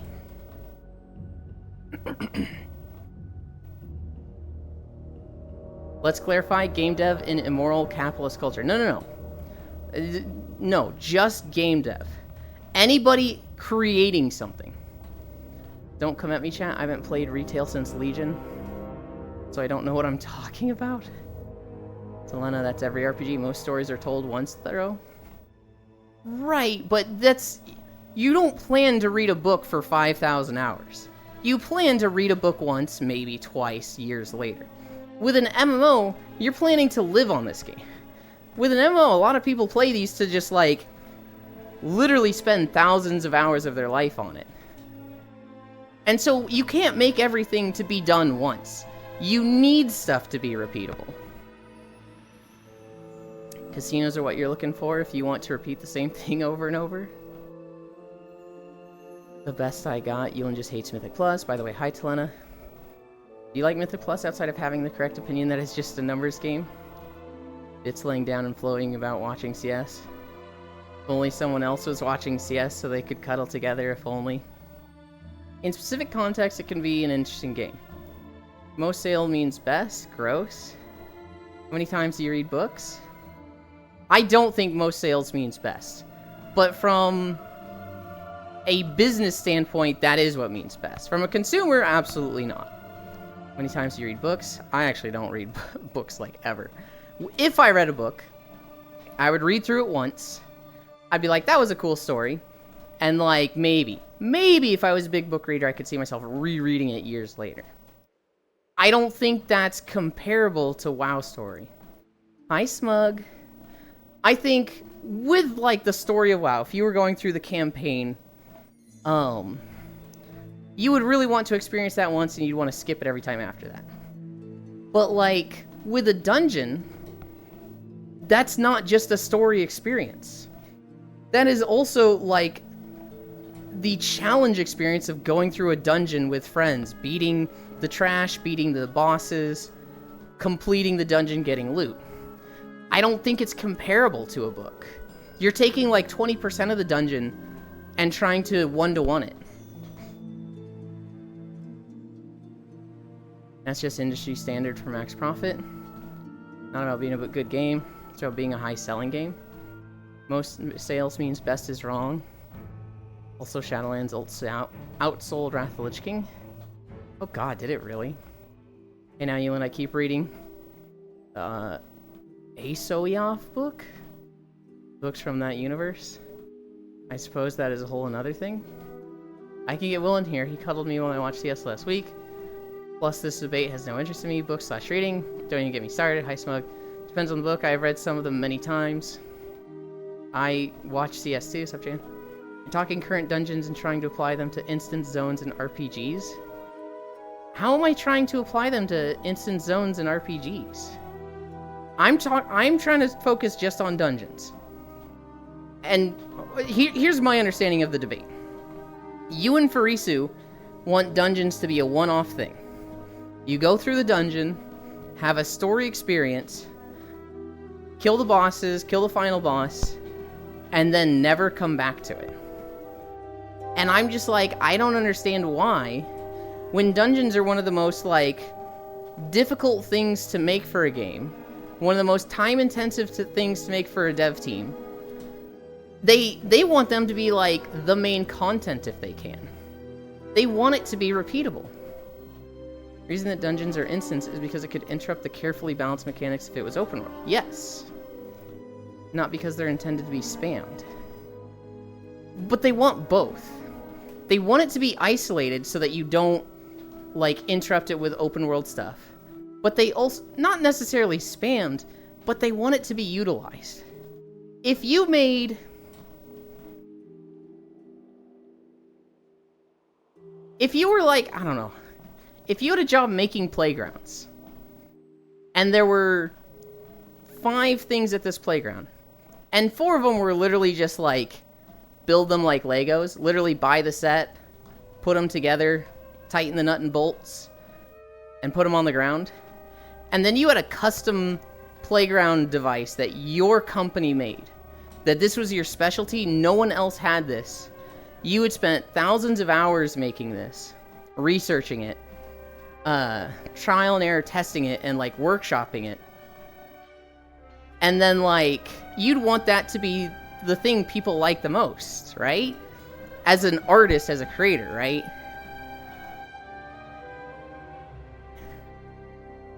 I'm kind of getting away from the point I'm trying to make with this example, because it's difficult to make a, like, one-to-one example. But, like... if they put so much effort into making a dungeon, and people are just going to run it once, why bother? Not because they're intended to be spam, now they want them to be repeatable. Because that proved to be profitable after you could queue from cities for dungeons. RPGs aren't playgrounds. There's a narrative to an RPG. I think we're arguing that the point of the game is different. Well, what's the point of the dungeon? Okay, let me ask you this, though. What is the point of a dungeon if you just run it once, when you could make it, like, solo? Like, if you only want people to run it once and you want it to be story and isolated from outside mechanics, why not just make it a solo scenario? Those are way fucking easier to make. I'm claiming an engaging world and storyline is more important than spammable thousands of hours of repeatable content? It depends on your game, though. Like, if you're talking a game like Stray, which takes 6 hours, yeah, a good storyline and engaging world is the most important thing. But if you're talking an MMO, those are both important. I don't know if storyline is important. An engaging world is definitely important. But you need content that people will keep coming back to. And it's infinitely more difficult to make something new for something to do every day than to make something that's repeatable but fun every day. We have different definitions of RPGs, I think. I'm not looking for chaff. Just so that I'm 100% sure, what does chaff mean? Because I feel like I know what it is, and I'm not like getting mad at you, by the way. I'm not like, oh, this guy. I'm enjoying this conversation. Like filler? Sorry, that was rude. No, you're fine. You're fine. I am absolutely looking for filler, so long as it's fun. So something I've described about Warframe a lot is that people have a roller coaster with Warframe, where they start playing it for like 5 to 10 hours. They're like, this game is really cool. It's beautiful. It's fun. I can run along the walls. I cut this dude in half. This is fucking awesome. And that's the first 10 hours of going up in Warframe. You're just having fun. And then after that experience, you just go down and you're like, wait, that's it? This game is just grindy as shit? Just do an exterminate mission, do a defense mission, build your next weapon, rinse, repeat? Like, that's all there is to Warframe? And a lot of people quit Warframe at that point. And then the people who come back, they're like, you know what? I don't really care that I'm going to run 1,000 exterminate missions and cut the same guy in half 50,000 times. I don't really care that I'm going to do 500 defense missions and do this same mission type over and over and over. Because it's fucking cool when I do a combo and cut the guy in half. It's fun, even though it's repeatable. The grind is fun. And so it's this roller coaster where it's like, you have fun at first discovering the game. Then you realize how grindy it is and how repeaty it is. And then you go, well, I had fun doing that. And you keep doing that for thousands plus hours on end. Oh, I need a drink.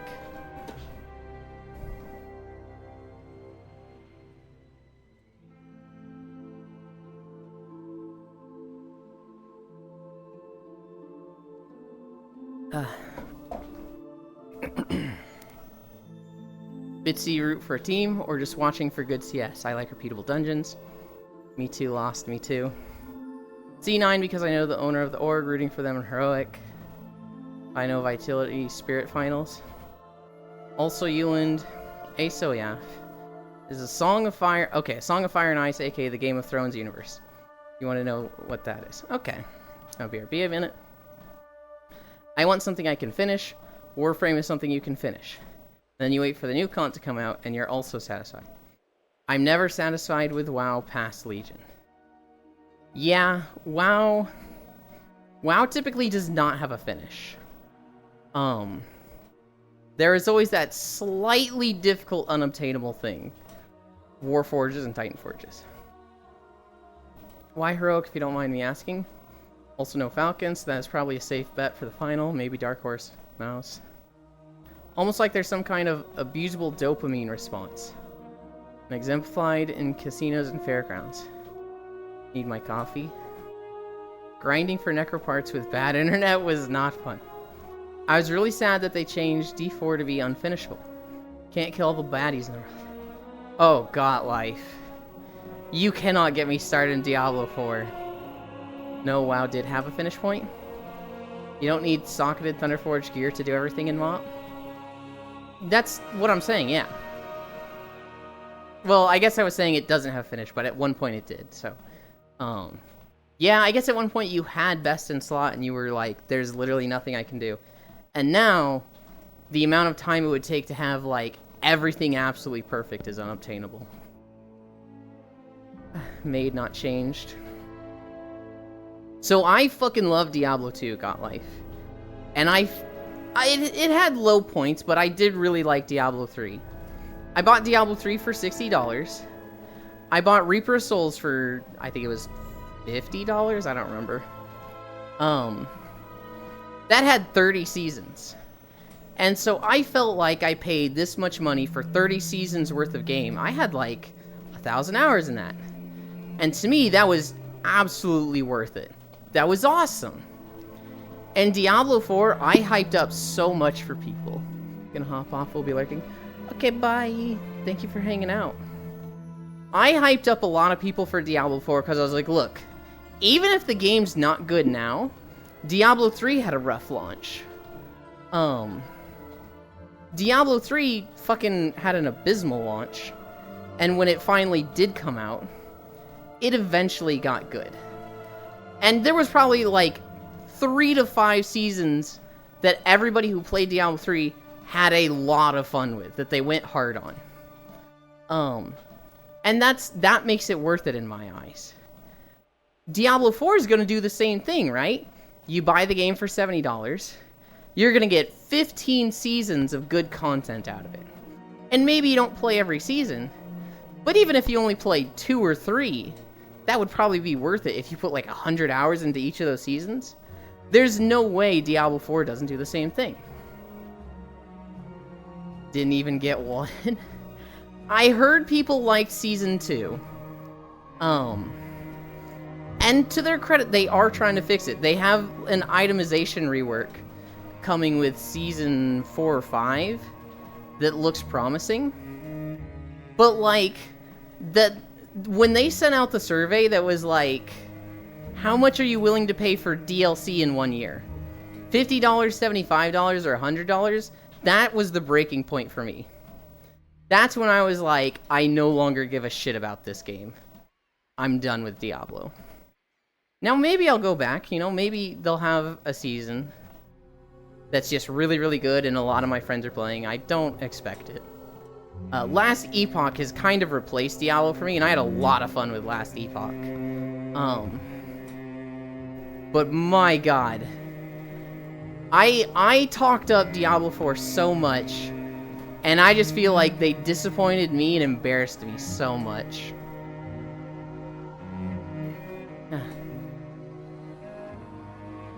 I'm praying and waiting for D4 to be good. Copium, I know it won't last, but let me dream. I just want to buy and play a good Diablo game, Madge. Last Epoch, Baldir. It's Last Epoch. If you want to walk into a 30 plus right now in WoW, you'll need to raid for at least a month. E2 is great, or 5 weeks, whatever the enchant requires. In this context, Danish CS is good, but I don't know. Mouse can't hold against real top 8 teams. The first 2 matches were against bottom 8 from opening stage. Heroic and C9 are still shaky as fuck. Falcons is low-key a bad team. Now it's got an easy path to playoffs. Didn't even get one. They're gonna stop turning it into WoW. I think WoW is their best game right now, Godlife. I think WoW, while a shell of its former glory, people really like Season of Discovery and Classic for the old school WoW. And the sweaty people that like Mythic Dungeons and Mythic Raids do like retail. I think Overwatch is in the shitter right now with their hitbox stuff, and hey, we had another controversy, so our out is to make another LGBTQ champ in Overwatch. Don't hate us, T-Heat.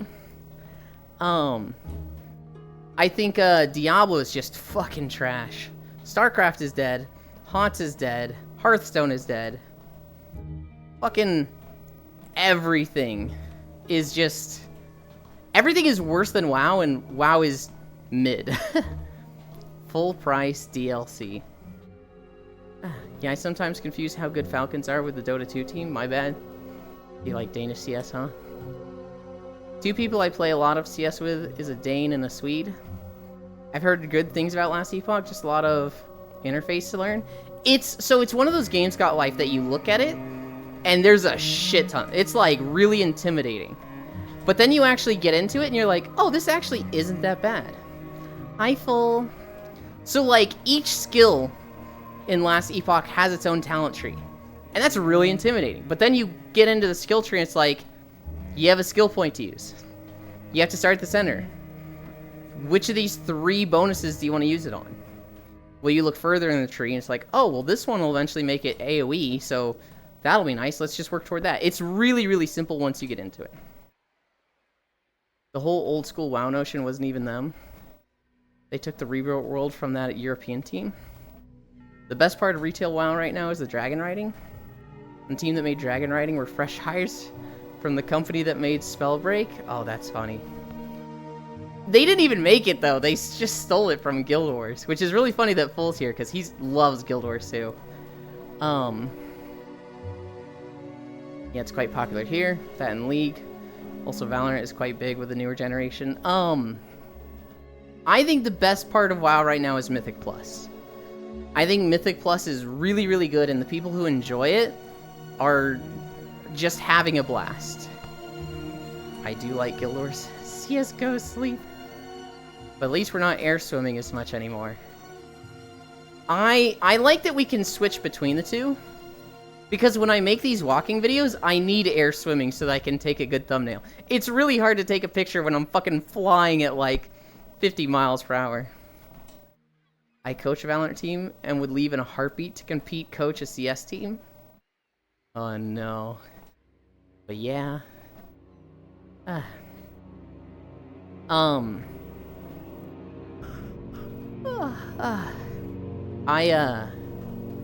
don't know. I think Dragonflight was for certain a step up from Shadowlands and BFA. But it's just mid. It just feels like bare minimum. Like, it didn't piss me off, is what it feels like.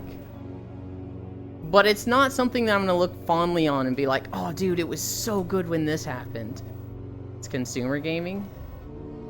Yeah, I was a little disappointed with the Emerald Dream. I felt like that should have been more crazy. And so, like, I make these walking videos, right? I've made a video of Deepholm. And Deepholm was really, really cool. I had forgotten completely what Deepholm was like. And in Deepholm, it's like, it felt like you're just surrounded by elemental magic rocks. There are these giant pillars of, like, these uniform cubic shapes. And they will just vibrate, split apart, hang there in air for 10 seconds, and then reform. And it gives you this sense that just, like, everything in Deepholm is not following the laws of physics that you're used to on the surface. And that was fucking awesome. It felt like you're in a fucking spirit realm. And then we go to the Emerald Dream, and it's just another forest. It was like, it's pretty. And there's, some of the trees are like floating in air. But it felt like it could have been so much more for what we have come to expect from the Emerald Dream. Just good enough? Yeah, what the hell? Yeah, Dragon Riding and Profession revamp is okay. They kind of failed everywhere else, or did alright. I just wanted to sass you and pick the easiest way to. It's a forest with a camera filter, basically. It's... I don't know. Dragon Riding is... Not Dragon Riding. Dragonflight, I had fun with it. Well, I would have had more fun if I wasn't a shitty healer. I was healing for my raid guild, and I had to stop because I was not keeping up with the other healer. Now, my part of the problem there, Gotlife, is that, I don't run Mythic Dungeons, and the rest of my guild fucking loves Mythic Dungeons. And so it's difficult for me to, like, heal at the same level as them, because I'm just 20 levels behind them, item level-wise. And so, like, I remember in the first raid, Vault of Incarnates, their numbers go up, yeah. In Vault of the Incarnates, the healing fight, I'm forgetting his name, it's like Kermog or something. It's the Tauren Elementalist guy. That is just pulsing raid damage, heavy going off the whole time. And to 10-man it, basically both of the healers had to be doing like 50k healing. Now, what happened was, I'm doing 40, 45k, and Will is doing like 60 to 65k. And that felt okay. That felt like, I'm not as good as Will, but like, that's comparable. Hi, Archangel. And then, when we got to Aberys, my healing went up to like 50k, And his went up to like 80 to 100k. And it was just like, oh, I'm just not good. You were higher item level than me when we did heroic. Freesu, why do you always feel the need to like make me feel more like shit? I'm like, yeah, this is my explanation of how I'm not a good healer and I had to reroll. And you're like, yeah, I was just good and tanked anyway. But like, you had more item level than me. You were just bad. And it's just like, Freesu, stop. Oh no, I meant Emerald Dream. I had stopped healing by Emerald Dream, but it was the same thing. I was a DPS, and I just did less than everybody because they all ran Mythic Dungeons. What opinions on gear scaling between phases? I don't really like catch-up gear. But at the same time, just the way the game has become, I get it. So when a new raid comes out, I understand why they add catch-up gear, so that your friends can come back, get catch-up gear, and raid with you. And when you don't have that, you get a Naxxramas situation where only 108 guilds clear Naxxramas, because you can't have somebody come into the expansion and be like, okay, so I need to run normal dungeons, then my Mythic Zeros to get gear, then I can run some Mythic Plus to get gear, then I can run Vault of the Incarnates. Once I get a full gear set of that, then I can run Aberrus to get a full set of that. Once I have that, then, and only then, will I be able to run Amir Drasil. I don't like that system. I think that's frustrating. I don't like catch-up gear, but I think that's a better alternative than what they had in vanilla, where you had to progress through everything, even if you came back late. When I joined you guys for Aberrus, I was higher item level than everyone else, I think. I'm gonna go Hell Dive with a Finnish cutie. Hell yeah. Hope you all have a fantastic weekend. Also, Euland, always nice to have someone to talk to about WoW too. Enjoy Democracy. Coming back and being able to buy a full set of better gear for Honor was tilting to me. I don't think it should be, like, super easy. I think it should be soloable. It should be soloable and something you can do in a reasonable amount of time. So, like, with Amir Drasil, when that raid came out, I think going through the quest line was a little fast to give you the catch-up gear. I feel like they should have given you, like, maybe a 2-week grind in the zone. And you have, like, a decent set of gear that lets you set foot in Amir Drasil. That's what I would have liked better. But, like, coming back and being able to get a full set of gear in 3 days is ridiculous to me. And having their fucking raid-ready character boost, fuck you for that one. Is that Kit next to Alex? That is Kisu. Very inappropriately dressed for the beach though, Lel. You're fine to wear that much clothes. Just means you didn't want to go swimming today. Vanilla, you had multiple tiers of catch-up raids and dungeons. It's not that way if you actually played Vanilla. The phase system in the WoW Classic system was supposed to emulate that. I'm familiar with the catch-up systems in Vanilla then. Because I always thought it was like, this new raid came out, you better have gear from the last raid. Oh, did my playing last night make Helldiver make any more sense to the game for you? Are you talking to me there, fool? I know how Helldiver works. I don't think I've ever been in question of how Helldiver works. Poor idiots launch themselves onto a planet and kill a bunch of bugs in a very propaganda-driven society that justifies them invading planets. Ruining them. You know all the lore of Helldivers. It's literally just go and shoot bugs. Have fun. Do shenanigans. Don't want to get sunburnt. Yeah, WoW Classic catch-up was Dire Maul, Zul'Gurub Vendor. Plus first few bosses, which tuned easier than Molten Core. And BOEs that started dropping recipes that became available. You could gear up in a week to AQ40 ready mode in Nax patch? I didn't know that at all. For freedom and managed democracy. Wasn't as dramatic a power shift if I recall. Understandable.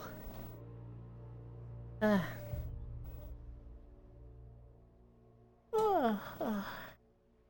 my excuse, at least, for long sleeves and pants. What are we at? We're at 3.7 miles.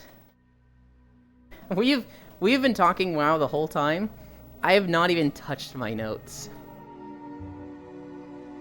Above all, we've overlooked the literal cash for gold mechanic they implemented in retail.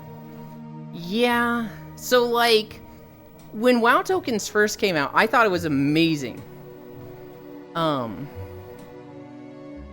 thought the WoW token was awesome because it was just like, oh, people are gonna bot and sell gold. Now they've just made it an official channel so that they get the money instead of botters. This kills botters. Which, as we've learned, didn't fucking happen. There's still people selling gold. And now there's, you know, cash for gold and buy your shit, and that sucks. I'm not happy with that, for sure. It's actually just I'm picky. It was enough to speed you through AQ 20, 40, first two bosses of each wing of next 40 point, though. Oh, the other day you said you caught me loading an artillery by constantly picking up and dropping a shell. So you were like, what is this game? No, fool. That's just a silly mechanic.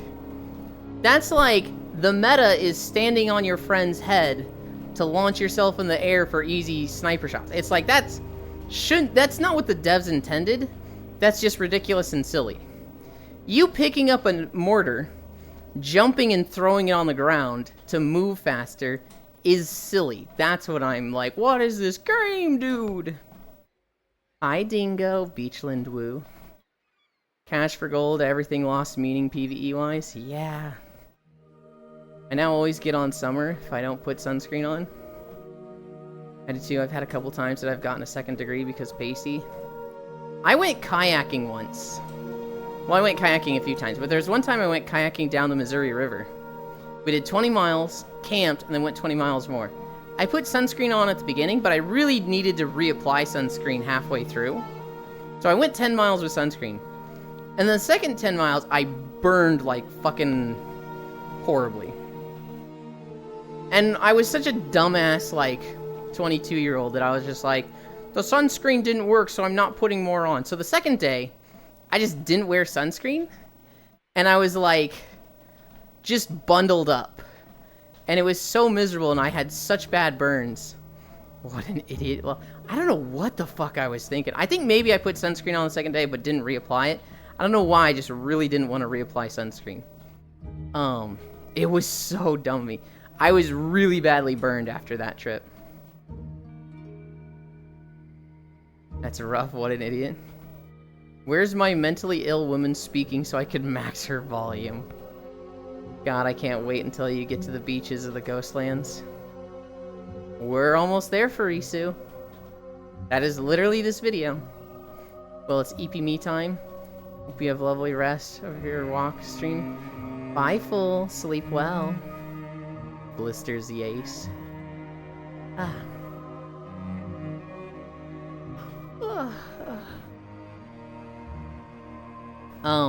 Alright, notes.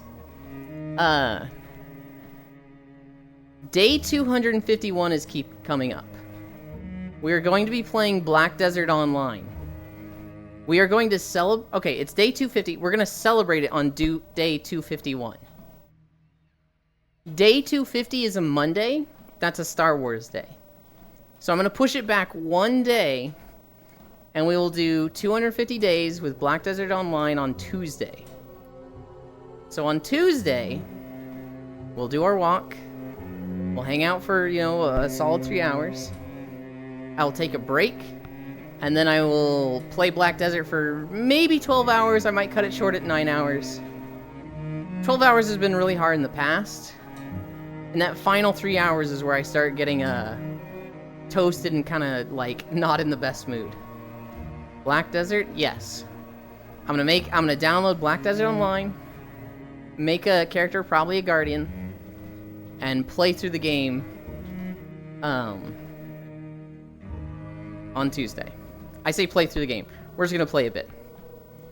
BDO has fun combos and mobility. I don't really have much interest in the game Got Life. I know the combat is good because everybody speaks so highly of it. I just want to make walking videos there. Funny thing on that is, I'm a fucking hiki. I don't get sunburnt because I got a lot of Native American genes.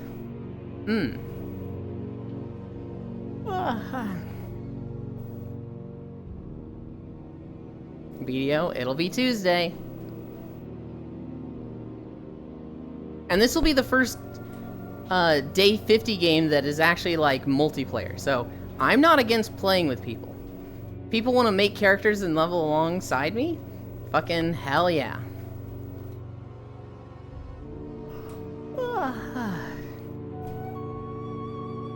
Wait, you're done talking about WoW?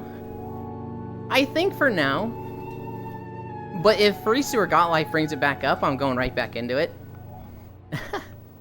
So we're playing together, right? Do you want to play together full? Because if you do, then what I just stated. Please don't. I'll go into my notes after I finish dailies. So you guys remember the Willy Wonka thing in Glasgow, right? Oh, I don't know how hard it would be, but there are trading packs and people walk around with to train. Maybe you can have this while you traverse the world. So what I'm planning, Got Life, is just city to city. I'll be staying on the main roads where there's not many enemies and there's lots of NPCs walking up and down. That's the plan for the walking video. I'm actually a little excited for making those. But the Willy Wonka experience. So the event organizer ended up just being a dude. And this guy, he recently came out and said, "This Willy Wonka experience has ruined my life.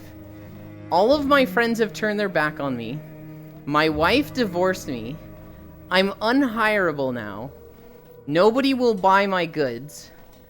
This has been the worst thing of my life. People even started calling me Willy Wanker." Turns out, this guy, he uses AI to just everything he can. So he has like 16 books on Amazon that were all AI generated. All of them have been review bombed. All of them are no longer selling copies anymore. The event, he organized himself. He just did a fucking terrible job. And the only thing he used AI for, according to him, was making the text. Depressing? I feel like this guy kind of deserved it. Yeah, what time I can add you to my guild? I'm not gonna join a guild full. It'll just be on Tuesday. I'm gonna walk. So 9 a.m. to 12. And then I'll probably take an hour break to shower and eat. And then it'll be 9 to 12 hours after that. I'm not planning to stay with BDO full. I'm literally just planning to make a character and level up and walk between areas. Like the invention of the electric drill. But most of the people who use it just put holes in every wall they see.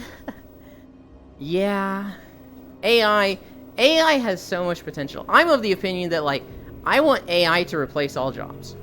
I want a universal basic income where, like, less people are working, and the people who are working less hours, and AI does all the bullshit.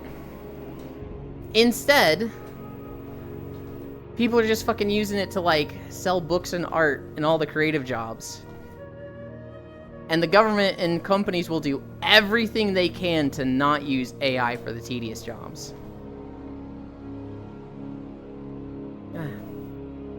It's fine, it just gives you free money for a bit. For real, Yang Gang, for real. You're a Wa too? Huh? I put holes in walls. Please don't, I want to pay my bills.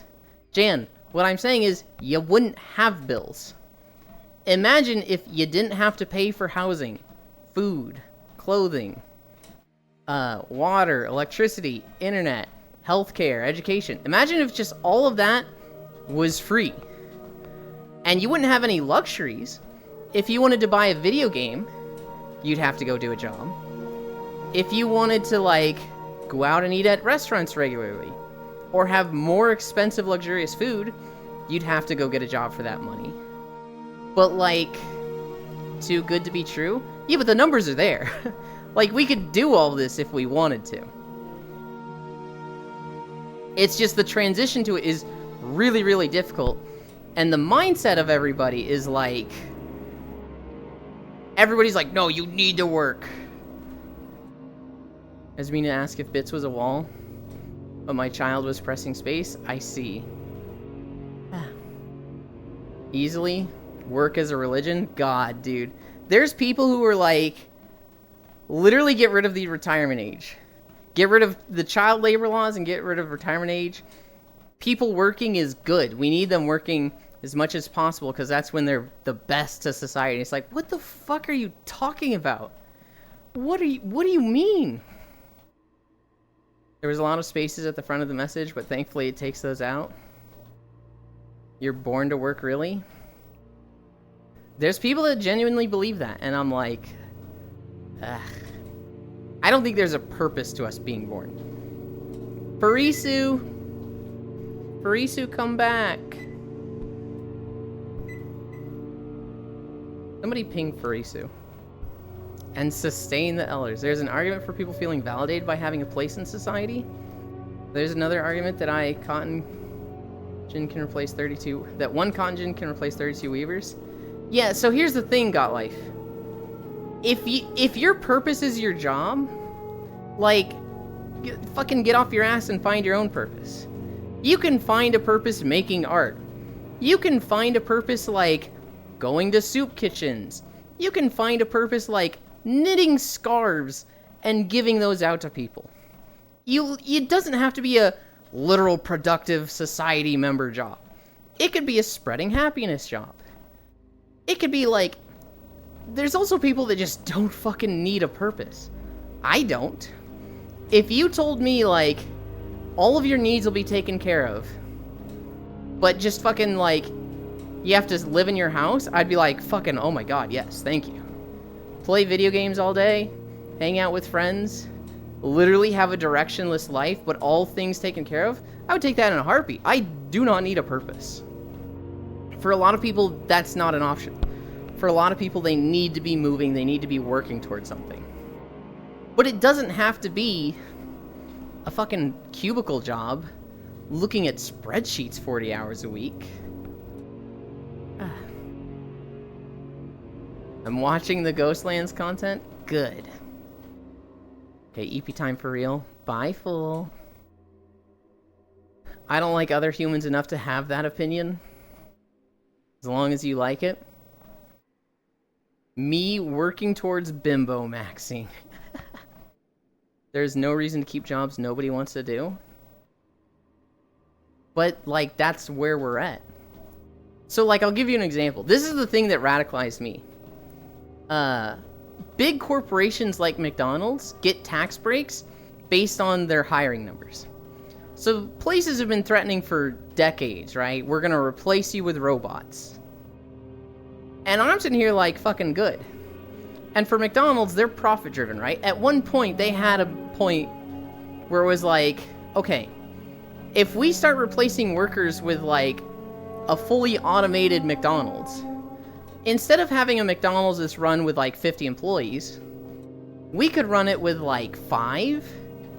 You know, a few technicians that, you know, service the machines, and an overall manager that's, like, or a few managers that make sure everything's running fine, right? And those would be well-paying jobs. But you could cut out almost all of the workers. Anybody that handles the food, you could get rid of and replace with a machine. And they would run at a profit if they did that. So why don't they? It's because they get government tax breaks for hiring people. So the system is, consumers pay McDonald's for food. McDonald's pays providers for ingredients. They pay taxes to the government. And they make money from the consumers. And they pay money to employees. And if they cut out those employees, they make more money. So the government has said, hey, hang on. We'll give you tax breaks. So instead of the money going to the government, money is going from the government to McDonald's, probably at a lesser rate, but just enough to make it so that it's not viable or not profitable for them to use machines. Why doesn't that money from the government just go to the people? Why is there any money going from the government to the corporation to keep people shouldn't it be like, give this person money so that they can spend money at McDonald's and everybody's happy? Like, why... That any money goes from the government to McDonald's is insane to me. Because that money could just go to the people, and then those people could not work fucking 35 hours at McDonald's. That's the part that I'm like, wait, hang on, wait. There's people that have to work a job just so that they're working a job when there's clearly money in the system that could go straight to them. What the fuck? That's my partner. He got so angsty when we had COVID. Once he was better, he was like, I'm so bored, let me go back to work. I'm gonna be like the ice cream machine never working. All this on top of the literal cost of producing and distributing that food has been going down consistently. This is similar to the federal loan system, where instead of giving loans to people, they give them to the banks and decide who is allowed loans. All the corp doesn't even pay enough for their employees to live. God. And it's so... Got life, you sound like you're on anti-work. I'm on anti-work. It's so fucking frustrating with all these employees not making enough money and every fucking company recording record profits. Every fucking company out there is just like, we're up 30%. And it's like, what the fuck, man? Walmart has the most employees on state and federal aid programs.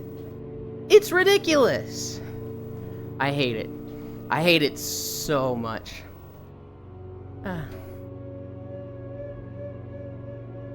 Asno the Griblin.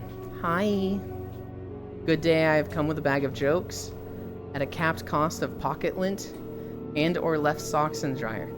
To be paid at a future unspecified date after services rendered. Okay, you can have pocket lint. I need every sock I have. Walking 5 miles a day, I actually put a lot of holes in my socks. So, like... You can't have those. I am fucking going through socks like a motherfucker. I need them. I literally need them. I like the quote, it shouldn't feel like work. And pair that with the notion that there should be no work. Socks left, or specifically left with socks. I feel like there's some jobs that just, there's no way around it. Somebody needs to do this job, and it's not going to be a fun job. You know, I don't know how we could have an AI system that goes sewage diving to unplug things. Maybe we can make a system that, like, self-cleans all the sewers of America. But, like, somebody's got to put on a scuba suit and dive down into the poop suit. Somebody's got to do it. That's not a fun job. We need some jobs to be paid for, which is why I like the idea of, like, all luxuries being behind money. I want basic needs to be 100% paid for. But, like, if you're somebody that doesn't work, you're literally in an apartment building in a gray tracksuit with, like, maybe a bed, and it's like, wow, I need stuff, so I'm gonna go work. There should be, like... I don't want it to be like the fucking good life for anybody not working. People should want jobs to want the money from them. I also really like the idea of people not needing jobs, because I hate the fucking idea of people being like, hey, I have diabetes and it costs me $800 to pay for my insulin every month, and an employer knowing that and being like, well, I need you to work this Saturday and Sunday. Oh, you've made plans already? Well, just know that I'm going to have to think about that when I'm looking at who I have to cut from the team. You know, having an employee lord that over you gives them so much power over people. When health insurance is connected to a job that's like, oh, I hate this.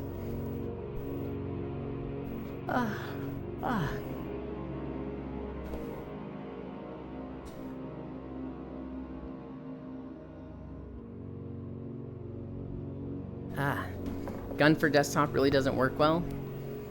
Rick, you femboy. It just has to have investment. Oh, wait, no. Frick you femboy steals one sock from every pair you have. What the fuck, man? 100% we can make it. Just has to have investment. Looks to Boston Dynamics and their tiny budget. How do I tell the difference? The magic will know. Corporations have become super long living instead their initial notion centuries ago. Let's see, going to unpack a couple jokes. Can we both agree the Ghostlands is the best zone Yulin, if not Duskwood? No. What? Ghostlands is so fucking dated? What are you talking about? Okay. We can look at Ghostlands and compare it to all of Outland, to Burning Crusade zones. Is it the best of Burning Crusade?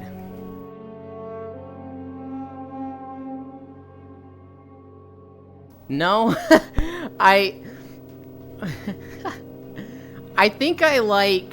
Okay, Hellfire Peninsula was a really good zone in that it gave you this fucking like, oh, we're in a fucking alien world.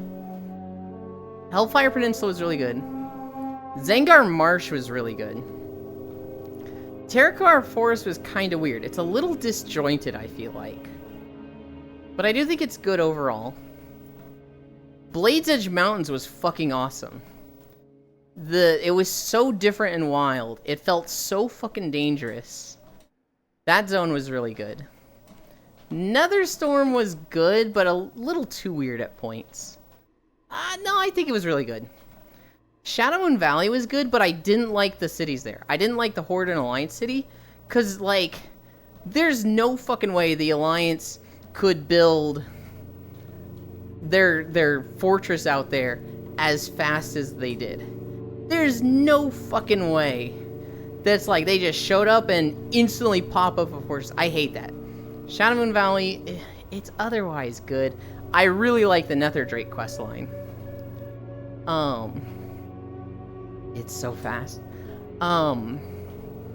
Eversong Woods, this might be my favorite zone from Burning Crusade. Eversong Woods is so fucking pretty and beautiful. And it follows a good story of we are trying to rebuild our nation after we've been fucking lawless and just getting shit on for 10 years. Ghostlands is good. I think it's dated. I look at it now and there's like nothing to it in my eyes. But back then it was very much like this is a fucking cursed land of undeath and scary, and it has decent story following the guy who betrayed the High Elven Empire. Azure Mist and Blood Mist Isle, I think, are the weakest of Burning Crusade. I feel like it's stupid that the Draenei just crash landed on Azeroth. Literally the planet that connected Draenor to the Dark Portal. Out of the millions of planets in the universe, they landed on that one. Like, what the fuck? And the zones itself just feel like, what is going on here? Air, don't steal your own socks for qubits. Why are all trees naturally untrustworthy? They are all a bit shady. Okay. Okay, dude. That's on what basis? As an encapsulated standalone zone is good? Ain't no way you think Hellfire Peninsula is really that good. Holy, what are these sakes? What don't you like about Hellfire Peninsula? You get there, and it feels dangerous. You look at the sky, and you're like, holy shit, that's an alien fucking sky. You look at all the big-ass, powerful demons. Hi, Jack. And you're like, this place is gonna kick my ass. This feels like a dangerous zone. I think Terracar didn't have enough depth on the Arakoa. Without all the grindy bits, they could have been real deep. Yeah, I'm glad they got more of a spotlight in Spires of Arak and Draenor. But people fucking loved the Arakoa, and they felt like such a minor thing in Burning Crusade. I don't know when I changed. Darkon. Aliens, the AI is cracked. Especially since canonically the Legion couldn't find Azeroth in the vastness of space. Yeah, I hate the Draenei lore. I love Draenei. Draenei are fucking hot as shit. I do not like that they just crash landed on Azeroth. Just coincidentally. I feel like we should have found a beacon that signaled them to come to Azeroth at some point. Maybe around the Legion quest. Or the Legion expansion. Or like, after the Burning Crusade, we should have found a way to like track them down. It was ridiculous to me that they just coincidentally landed on our planet, connecting the two planets. Oh, Nagrand. I forgot Nagrand. I really like Nagrand. I can give you Nagrand and Zangarmarsh, but anything else? Maybe Netherstorm, I guess? God, I love Spires of Wrack. I remember going to Nagrand and being like, this is the prettiest zone in the game. Having the, like, stretching fields, the trees, but, like, not common trees, so it's not blocking the view, and just the small rocks with water coming out of them. God, that shit was so gorgeous when we saw it 18 fucking years ago. What kind of birds stick together? Velcros? So I actually have a crow VTuber friend. So I heard that one recently. You owe me another.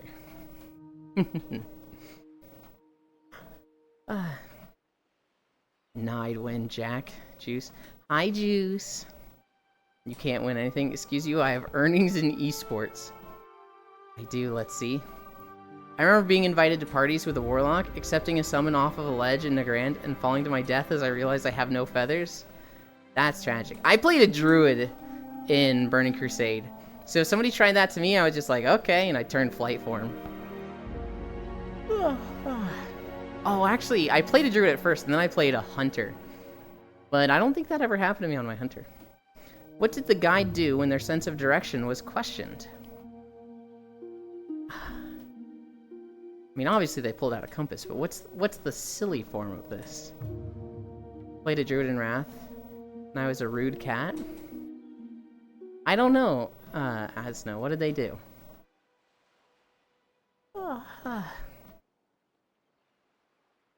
They got up and right. They got up and right. I feel like I'm missing this one.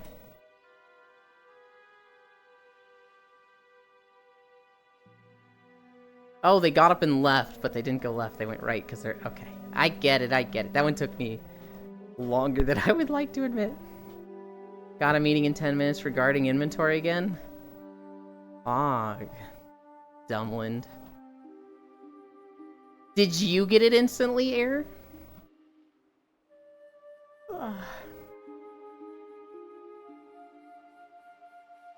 Yes? Nah, I think you're lying. I think you didn't get it until I explained it. Lol, dummy Air. My wife makes me wave a piece of paper at her on hot days. But honestly, I'm not a fan. That one I get. Alright, my notes. We are at 4.9 miles, and we're fast approaching the end of this video. I saw a video of a guy driving on a road in China with no lights on his vehicle. No headlights, no rear lights. Basically, a guy was following him in a bus, almost hit him, and then was driving behind him and was like honking at him like, dude, turn your lights on. And like kind of angry at this guy because if you're driving on a road at night with no lights on, you're honestly a fucking asshole. So eventually what this bus driver did was he just turned his lights off. He literally just turned his lights off and sat there for 20 seconds. And he turns them back on, he starts driving again. And the guy, he was in like a small like tractor thing. The guy with no lights on, because he didn't have lights to fucking see, had gone off into the ditch. And the bus driver was like, I should stop and help him. But fuck this asshole, and he just drove right past him. And it was like, damn.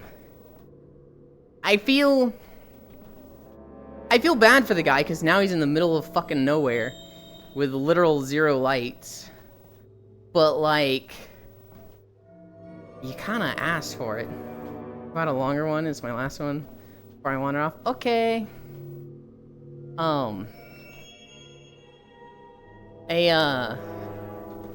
Another thing, is Strog here?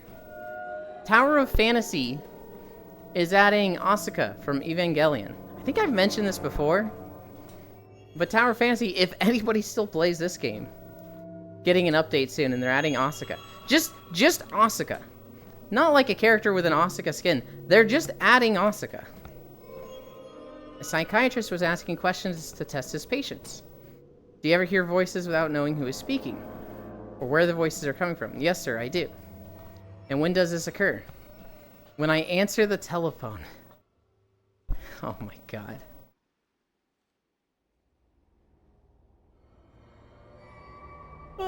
I feel like if I was dealing with a smartass like that, I'd be like, I'm gonna fucking strangle you. Have a great day, all of you. Have a great one, Asno. The voices are telling me things. Kisu training to be a great desktop bits player.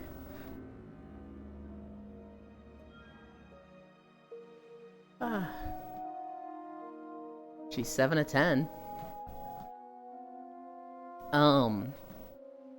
There was a game developer protest where like 2,000 game devs went to a park and they all just screamed about their frustrations with the gaming industry. And honestly, they kind of just look insane. I'd like to see a calculation of the total number of unique NPCs needed to have the whole storyline of WoW play out. And then have them all placed somewhere in the world relevant to the story bits. I think it's very frustrating. This is completely different than what you brought up.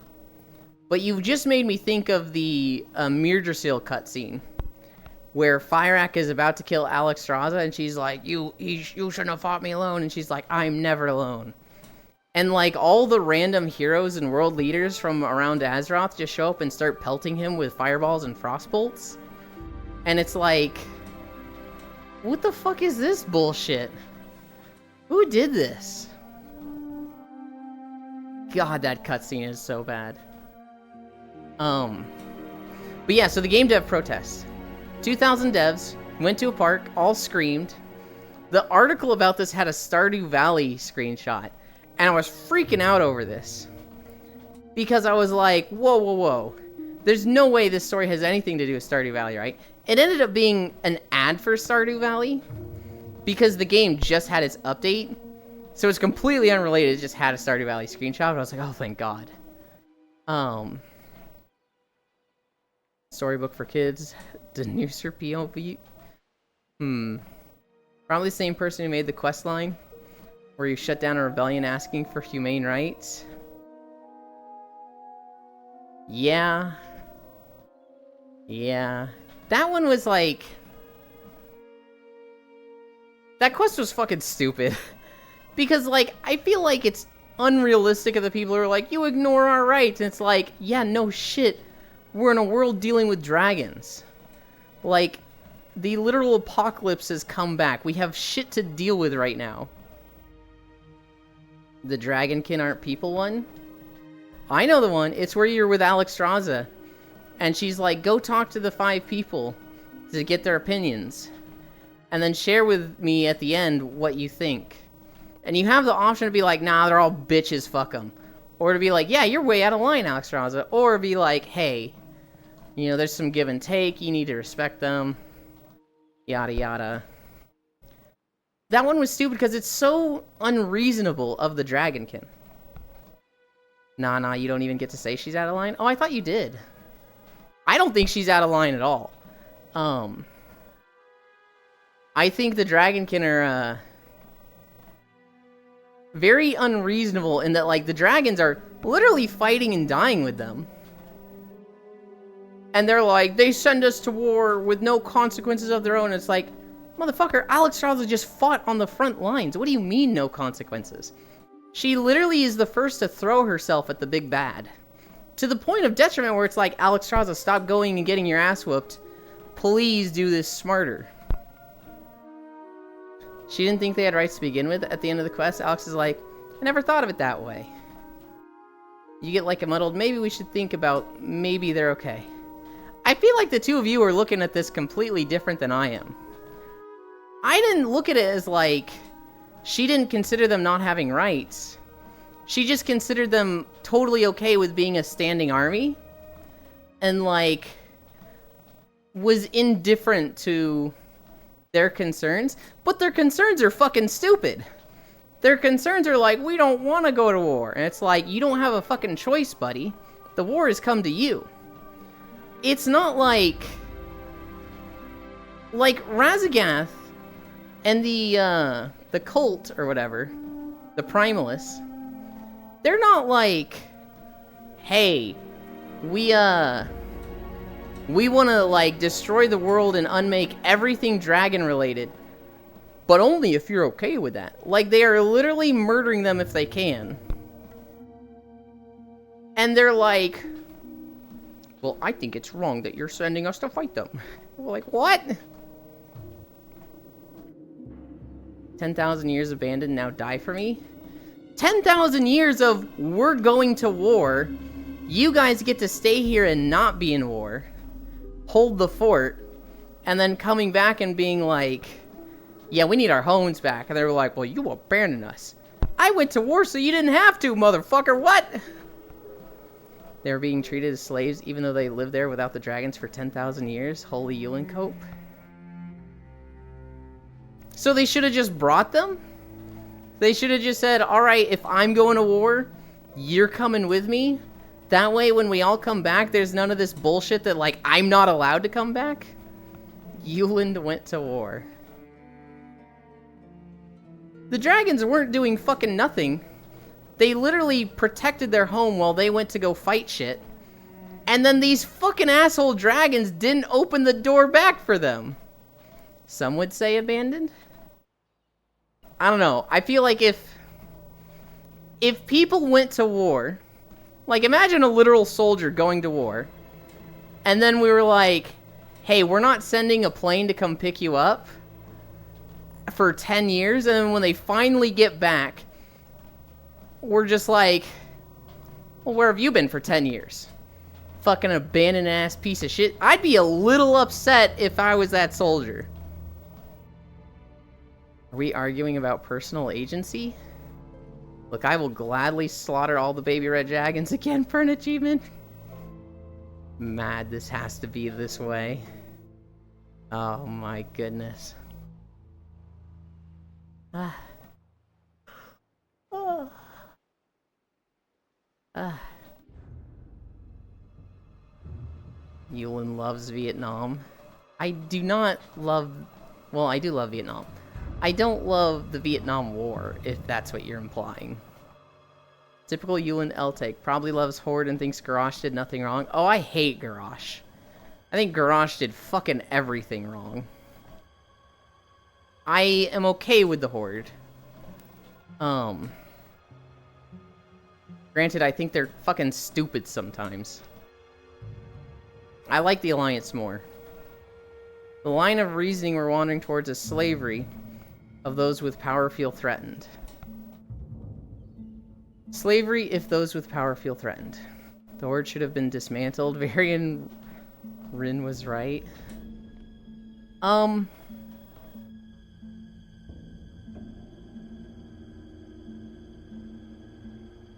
don't know. I feel like the dragons were at war with the Incarnates and the Primalists. And it just felt like the Dragonkin were like, we don't want to be a part of this. I want to go back to my life of having a garden and peace. And it's like, this is World of Warcraft, motherfucker. You don't get that. Like, that's not an option here. And they're like, well, it should be. It wasn't the dragons' fault they didn't have peace anymore.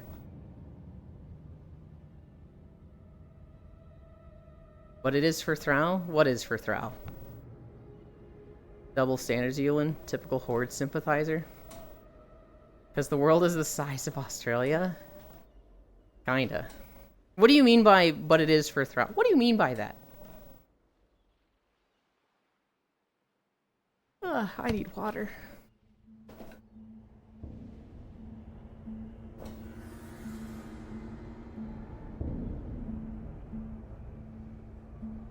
Yeah, and he was wrong for that, Furisu. He sat in a farm in Outland raising his kids, instead of being a productive member of the Horde war effort. Yes. And look what happened. If Thrall hadn't done that, we wouldn't have had fucking Sylvanas. He fucked up by doing that. But it's not okay for the Draken. It's not okay for either of them. Little longer than Thrall, saw more war than Thrall. Old man wanted to retire, how dare? He was wrong for it. He put his family before not just the orcs, the entire Horde, and not just the world, literally the entire universe suffered for it. What do you mean? Hi, Lamb. Hindsight is X-ray vision. I do agree. A phrase I love to say is hindsight is 20/20.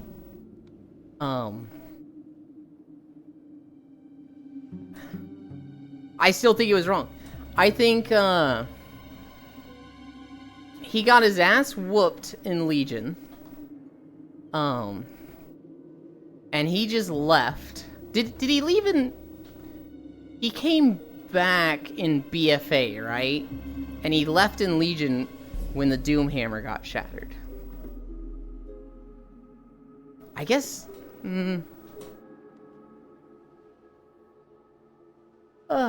he gave the Mantle of War Chief to Vol'jin. If Thrall had been around more, would Vol'jin have listened to the spirits and been like, Sylvanas, the spirits are saying Sylvanas? Or would he have gone, Thrall said he'll do it? He passed on the friggin' Doomhammer? No, it exploded. It got broken, and then shamans rebuilt it. My man gave up.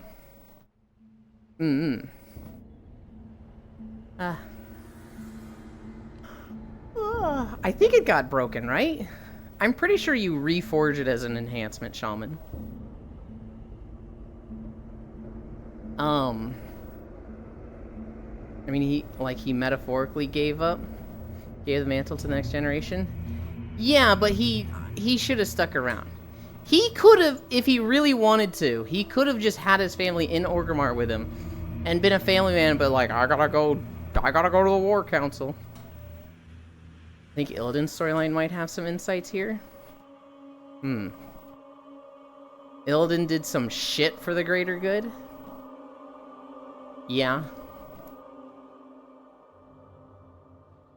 I'm not saying Thrall, and this probably isn't the point you're making, I'm not saying Thrall needed to, like, go kill an orphanage for everybody, but... Homebody was scary. Illidan slaughtered thousands of Highborn and somehow got liberated twice. Yeah. I don't know, Illidan becomes a lot less cool when in my mind it's like, well, he did that for a girl. Fucking whipped ass loser. People who think Illidan is the best character, nice lore. I don't know, Illidan just looks like such a fucking simp to me. He's literally like the edgy guy that starts his incel arc because the girl he asked out said no. He's literally just that in my eyes. Can all brains be squirting drugs to maintain familial structure? I'll never forget how they ruined Bolvar with the Shadowland cinematic. Turned him into the Bitch King. Yeah. How you doing, Alex? It was cool to see him fight Sylvanas. Granted, it was weird that he lost. I guess it wasn't weird that he lost. Sylvanas was powered up by souls. Bolvar, even though he was the Lich King, shouldn't have been that strong. His body is fucking shattered. Yeah, what the hell, what even? Bolvar had 0 chance of losing. There's no way Danuser did this. I don't know. Bolvar shouldn't have been, like, that strong. He was literally fucking char-fried and just shattered.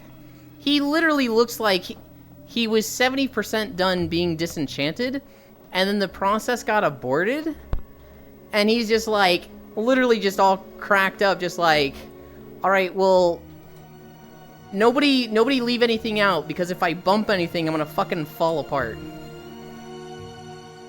He was manhandled so that PR guy's crush could keep main stage? Yeah.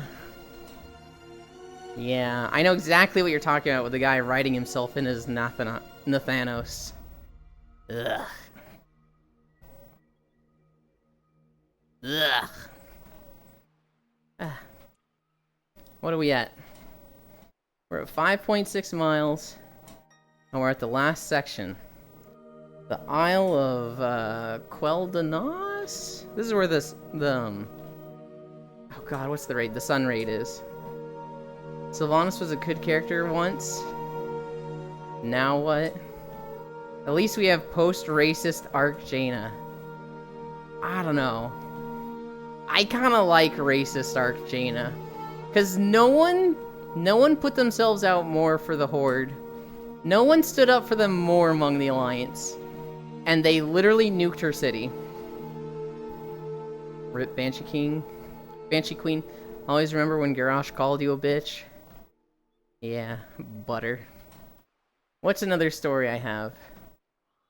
A bunch of content creators and game journalists got to play Path of Exile 2. I saw the intro scene where you choose a character. You either choose a warrior, a ranger, or a mage. And the way the game starts is all three of these characters to pick from are like at the gallows. And you pick one, and the guy like pulls the lever, and the other two characters get hung, and the rope for your character snaps, and you like run 5 feet to this, you're like on a fortress wall. You jump over the wall and into the water below, and that's how your character survives. That's the fucking character intro. I can't think of a more grisly character intro where it's like, alright, which one of these three are you gonna play? The other two immediately die. I've never seen, like, the characters you don't pick get killed. I guess it's kinda like that in Skyrim. Granted, you can't pick those other characters, but you watch a few of them die. Her racist arc was insane. She wanted to destroy everything tied to the Horde. Based and valid Rip Theramore. What's that VR game that starts with you putting the noose over your head? That sounds like it would be Bone Labs or something, but I don't actually know. That is kind of wild, though. Yeah, that's it? Okay.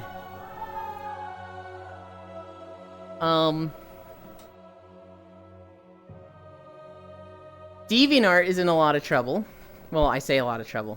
Recently, DeviantArt tweeted out like, hey, one of our creators has made $12,000 in commissions on our platform. Here's a shout out to this awesome creator. When aren't they in trouble? True. It turns out this creator on DeviantArt is just... they're basically an AI bot. They take $10 commissions, put in the prompt, send it off. In 1 year, this account has made like 8,000 commissions or something. Like, they are just pumping out commissions at an insane speed. And I guess it wouldn't be 8,000. It'd be like 1,000 or something. And DeviantArt themselves are just like, look at this awesome creator. And everybody's like, this is a fucking obvious AI account. You fucking knobs. You used to be the artist platform. Fuck you. That sounds just like renting the diffusion model for an expensive price per gen. Yeah. They're taking Not Safe for Work off Pixiv. Is DeviantArt next? Well, Not Safe for Work is already off DeviantArt. I mean, you can have things like artistic nudes, but you can't have like characters fucking on DeviantArt. Swear to God, AI isn't art.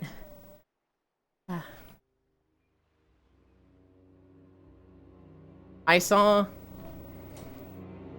Rare Air W. I saw another great video by that conspiracy theory guy. Get it to hell from Deviant. So this conspiracy guy, he finds crazy conspiracy theories on TikTok, and then he basically talks about them.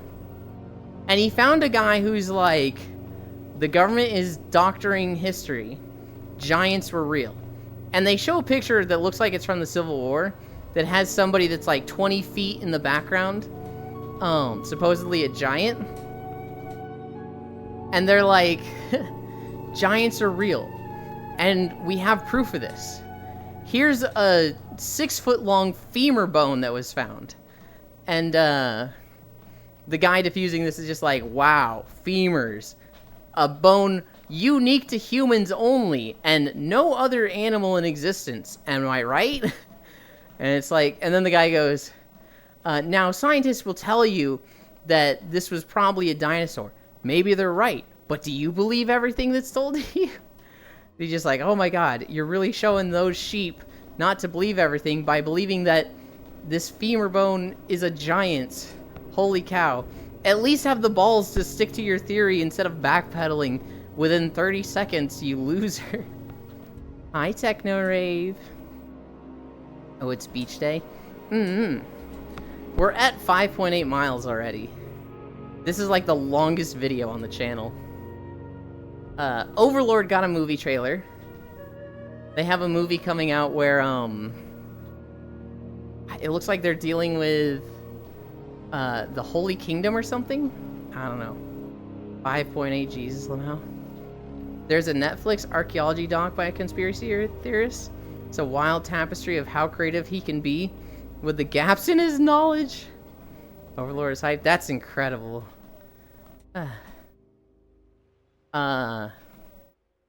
Kotaku editor-in-chief resigned. What if I told you I didn't sleep yet? Go to bed, Jewel. Go to bed! So Kotaku, which has for a long time been like a fucking obnoxious news place, where, it just feels like it's getting more and more, like, political and, like, it's supposed to be fucking games. I'm pretty woke, but, like, it's annoying how Kotaku can be. And then they're fucking annoying. Well, recently, their, like, owner or their CEO, one of the bigwigs was like, stop doing political stuff. Focus on games. We literally do games, get the fuck out of politics. And their editor-in-chief was like, well, I'm resigning.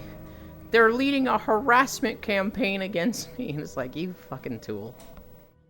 What if I told you I'm at work and should be working? Get working. Woke? No, just dumb.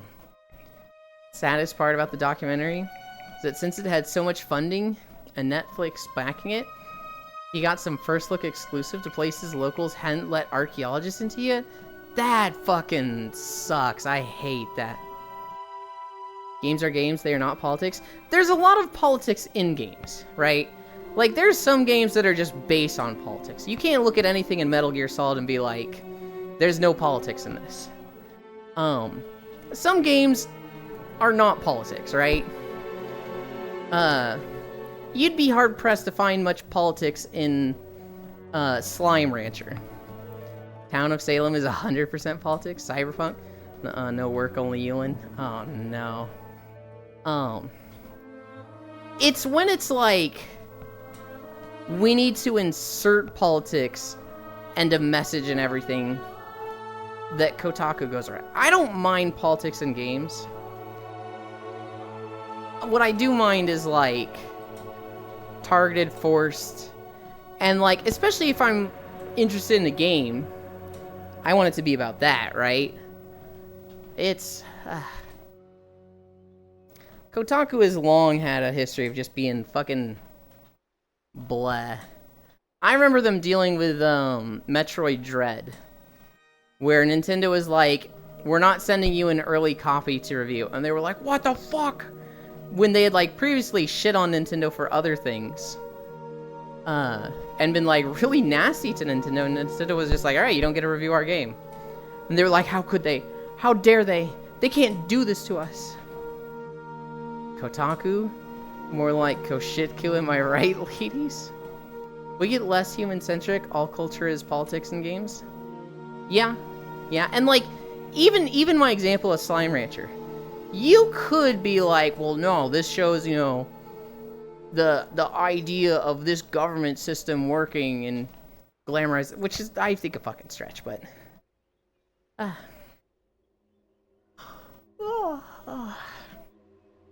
that's all my notes. No, there's two things I didn't talk about in my notes. Why do girls talk face to face and guys talk side to side? Why is it that when there's two girls talking to each other, they like sit across the table and like look at each other? But when two guys talk to each other, they're like side by side.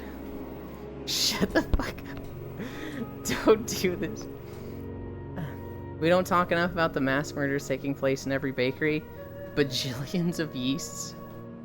Intimacy, of course. Bred and killed. Hi, Core.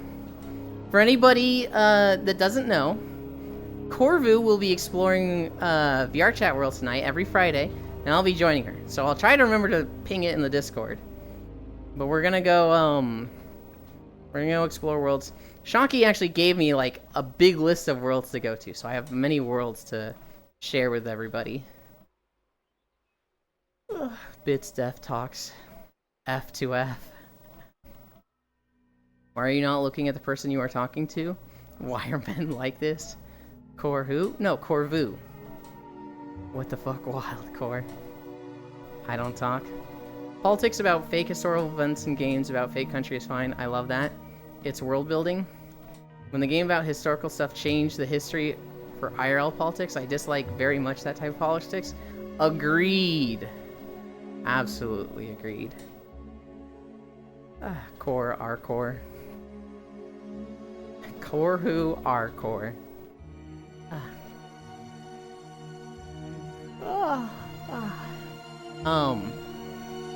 The other thing in my notes is that I watched all of Dungeon Meshi yesterday. The Delicious Food in Dungeons anime. Which, holy shit, that anime is fucking funny. Highly recommend. I watched it with Foss, and we kept pausing it just to take funny screenshots of the characters' faces.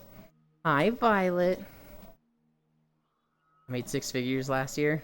I was also known as the worst employee at the toy factory. Call of Duty moment.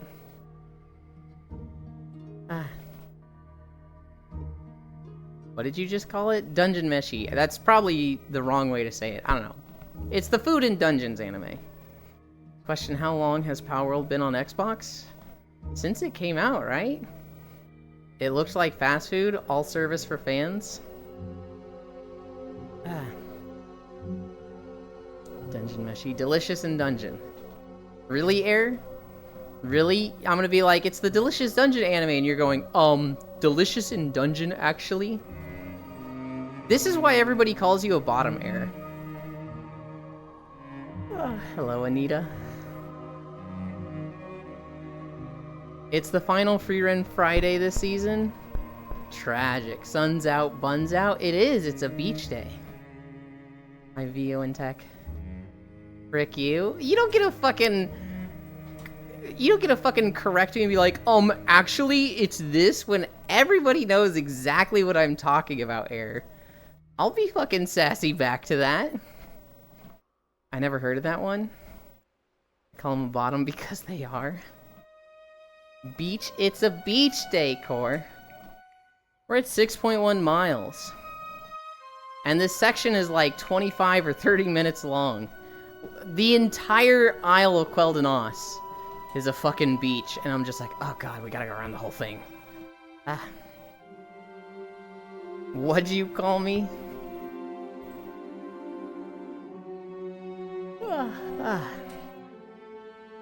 A beach. That's it. Wait, do you actually not like that, Bits? I thought you'd like Core, that they'd be like, yeah, you can call me that. I'm uninstalling all your EAC games. Fun fact, broadly trained LLMS associate, the character string with rickrolling? What, huh? Is this something I'm too stupid and tech illiterate to understand? The end of the YouTube IRL. Oh. It is Lamau. I see. Delicious Dungeon. God, that was good. I want to talk about it, but Core is only at like episode 7 or 8, so I cannot talk about it. But oh my god. I want to talk about it so bad. Oh, I can leave? I don't want you to leave. I'd rather you be here. I want more people to watch it so I could talk about it with them. I really want you to watch it so I can discuss it with you. But you can just say that bit and fully understands without any more context. As if it were a new word. Hi, Nick. Yolanda's best cutie. Stay. Are all the episodes out yet? They are not. They are sort of all out. So it's a 24 episode anime, but it feels like a 12 episode anime and all 12 episodes are out. But apparently there's a new episode next week, which feels like it could have just been season 2. And they'll be going into like episodes 13 to 24. If you caught up, it would feel complete. You could literally walk away from this final episode and be like, yeah, that was a good anime. That was a good season. Can't wait for season 2. Who are the 4 other cuties? This is Alex. This one is Bits. Alex was the blue one over there. Arch is floating in an inner tube, kind of over there. And then right next to me on my left is Shakra. Oh, it's gonna be more than 12 episodes? Yay. Yes, it's 24 episodes. Oh, and Kisu's right there also. I didn't see Kisu there in front of Bits. Kisu's got the pink hair. It's 24 episodes. 12 episodes are out. I watched it subbed. Foss really wanted to watch it subbed. So I didn't get the Pro ZD version. Which I'm like, okay. Fine. I really wanted... I wanted to watch this one dubbed. Pro ZD. Sunga 1. I'm alright, Nick. Bits trip and fall. Shut up, Air. I'm watching CS. How are you, Core? For anybody that doesn't know the story of Delicious in Dungeon, a group of adventurers are fighting a dragon, and they get wiped out, and their healer teleports them out of the dungeon. The healer is not able to teleport themselves out of the dungeon, so they are literally just killed by a dragon. Literally, like, as the main guy is teleporting away, his sister, the healer, is getting crunched by her jaw. Getting crunched by the dragon's jaws. And so he's like, we gotta go in and save her. And of the 5 party members, 2 of them are just like, yeah, bro, we have no money. We have no supplies. I'm not going back into a dungeon for free to, like, save somebody. You know, I gotta worry about myself. I'm out. And so 2 of the party members just fuck off and leave. And so it's the mage, the fighter, and the rogue, who cannot fight. Didn't she get crunched? Oh yeah. She's fucking like... And they're like, we gotta go back into level like 5 or some shit to fight this dragon again. And the idea is like, it's very easy to resurrect people. Like, so long as you can find their body, you can resurrect them. It doesn't matter how busted up and damaged they get. So they need to get back in time before the dragon digests her. And dragons sleep 18 hours a day, so they digest really slowly. They probably have like 2, maybe 3 weeks to recover her body and resurrect her. And so they're just, the main guy's plan is, I'm just gonna run. I'm just gonna go run there myself. And the mage and the lockpick, the thief, are like, no, you're not doing this on your own. You know, we love her too. We'll help you. And the 3 of them, they just go into the dungeon. But it's a very interesting look at, like, the economy of a dungeon. Like, in a world where just a magic dungeon spawning monsters and treasure, the idea of, like, literally a town building around this, literally, like, settlements building on the levels of the dungeon as, like, checkpoints, people making a vocation out of being adventurers in a dungeon. It's a really cool look at that. Yeah.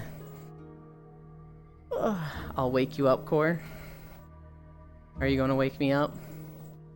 Oh, dink donk. The mage is just fishy as a character. I think fishy's nicer than the mage. Is this the beach day stream? It is the beach day stream.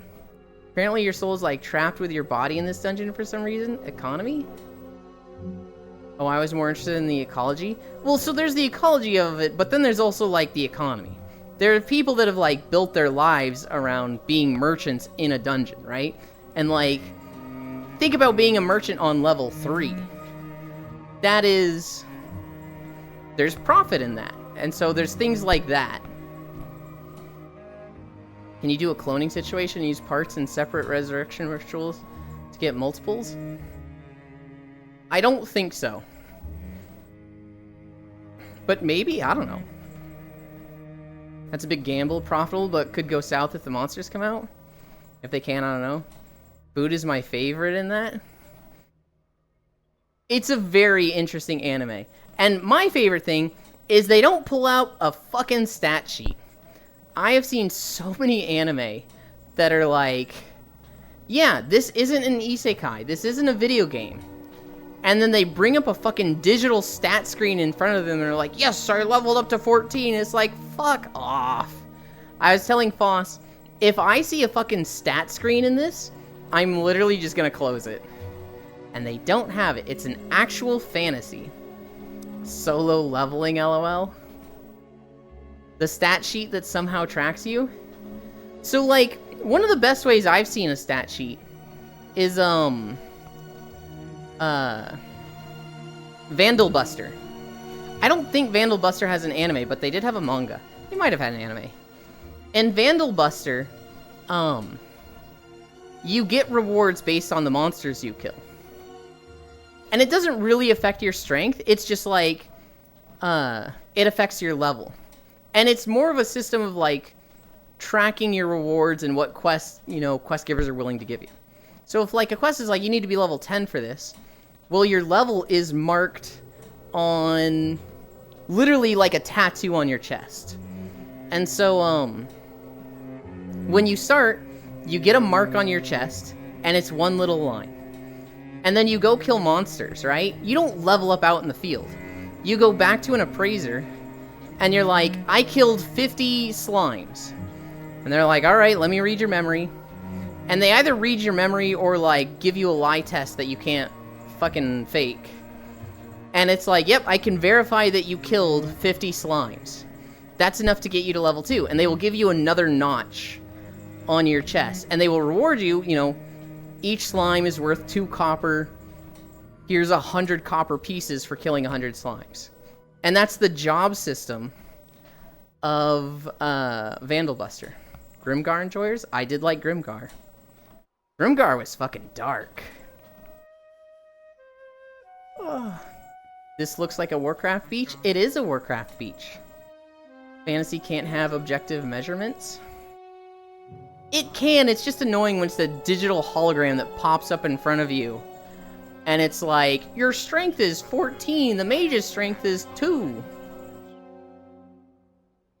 The issue is that it's too video gamey? Exactly. What about Konosuba?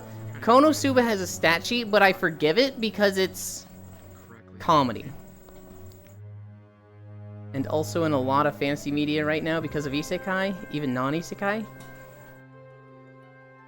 They create the notches? Yeah, it's literally an appraiser branding you. Sounds like an army distributing scalar deadlier weapons. Scaling deadlier weapons. I'm so sad Grimgar got stopped. There is the light novel. Hi, Sen. Konosuba is very tongue-in-cheek. I really, really like the Vandal Buster. I think it's Beat the Vandal Buster is the full name. I really like their system. I don't remember the way Grimguard did it.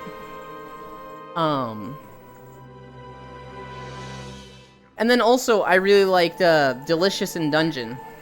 Because in that one, it's basically like, go in, get loot, do what you can. There's no levels. There's no like, oh, you're level 40, so you've got this much strength. It's just like, this dude is this strong. So can he block this type of attack? SAO mentioned. I hate Sword Art Online.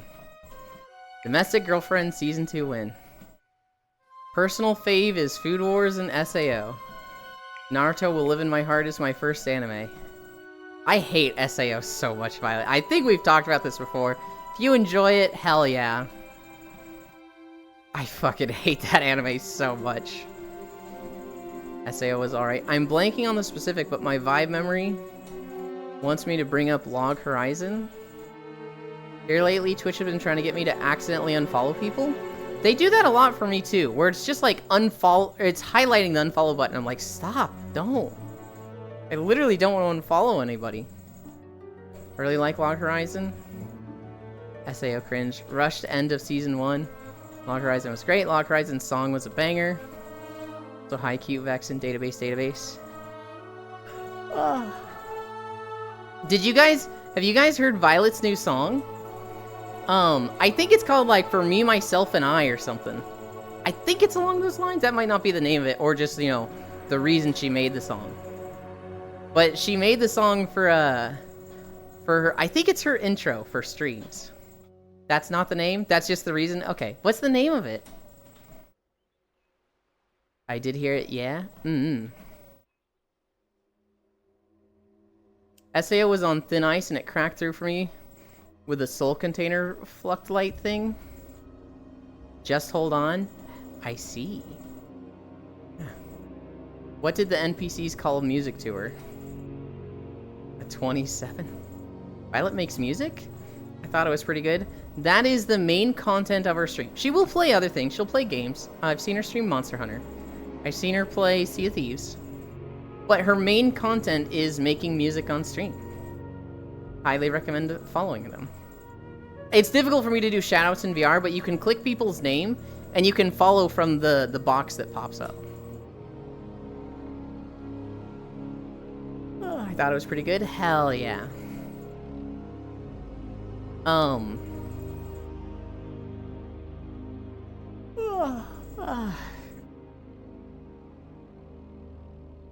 My problem with... No, I don't want to go into SAO. I want to stay on Dungeon. With Delicious in Dungeon, though...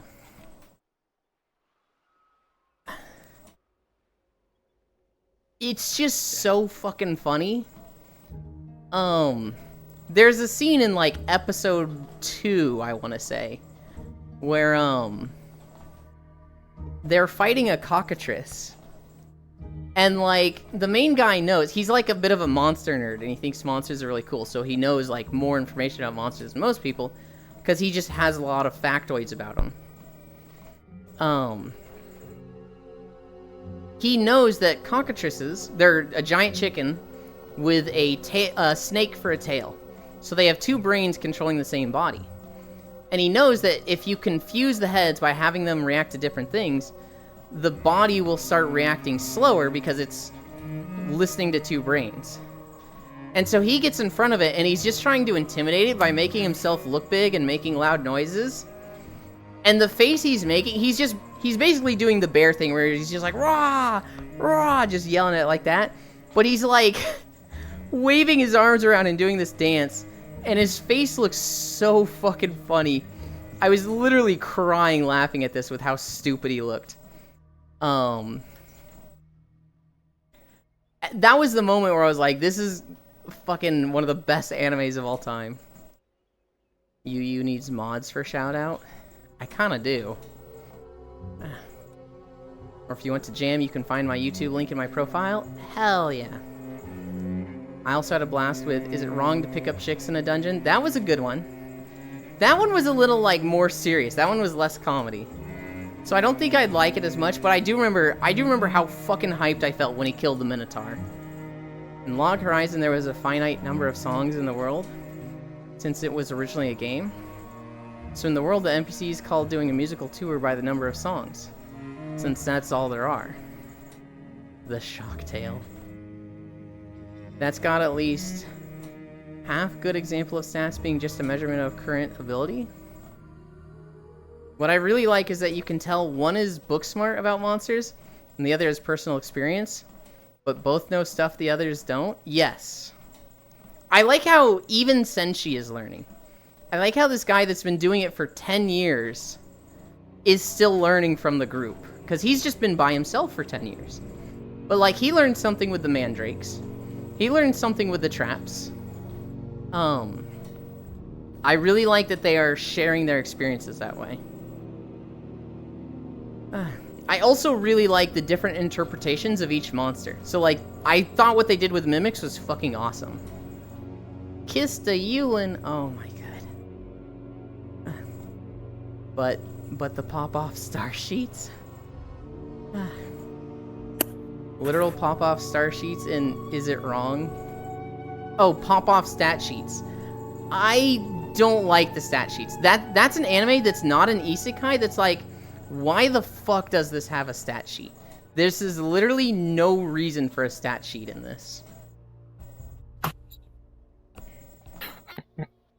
Hi. Hello. Yeah, it's really cool. He's not like all-knowing, lol. But it's off someone's back tattoos, no? It is, but it's essentially the same thing as a stat sheet. And they literally, like, bring him up like a fucking video game window. Wait, do they? I don't remember if they do. The fact that it's still, like, a magic tattoo is silly to me. I don't like that there's stats at all.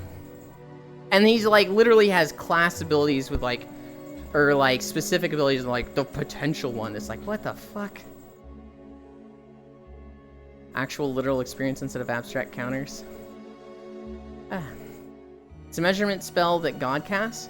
It's not like an integral part of the magic system. It just feels very unnecessary. The fact that they have, like, the whole unique skills and whatnot, and... ReZero does this also. ReZero has, like, everybody with unique skills that just feels a little video gamey. I think they've got stats also, when it should have just been, like, innate abilities that this person can do or pass on, but they video gamify it a little bit. I don't really pay it any mind. It's an annoyance. The series is still very enjoyable. Like saying Fantasy Worlds wouldn't have units of measurement? No. Fantasy Worlds should absolutely have units of measurement. That's not what I'm saying. What I'm saying is I don't like it when it gets gamified.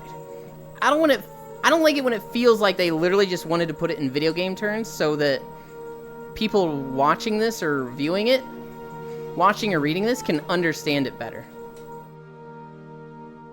I don't think they have stats in ReZero. They definitely have the unique skills. And I thought there was a scene where they did. I could be wrong on that. AFK? Okay.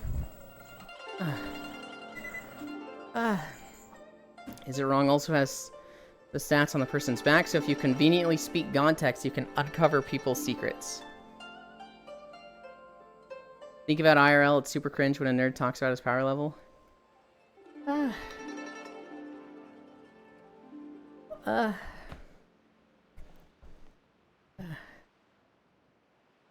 We're finally done with that video. Oh, I moved away from the camera, that's right.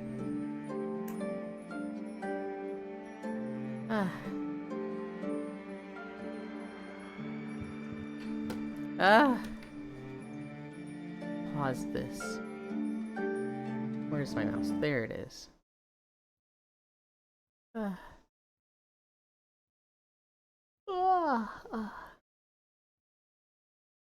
Spy on this stream.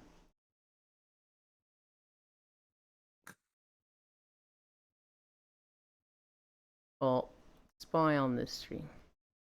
Okay. How many miles did we walk?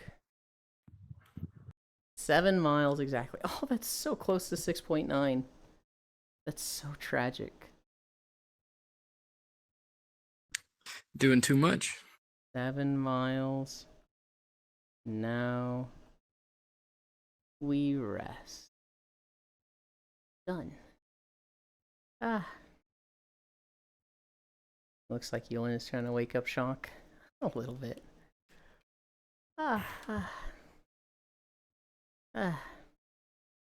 Such walking. This time? No.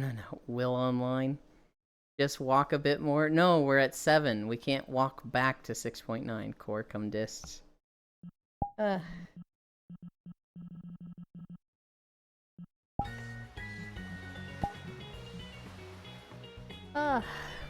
Okay. Trackers. That's what I need to fix.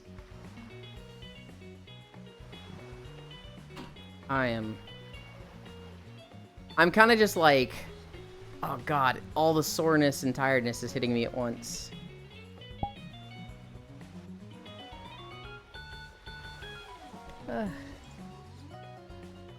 Oh, I meant to do this first.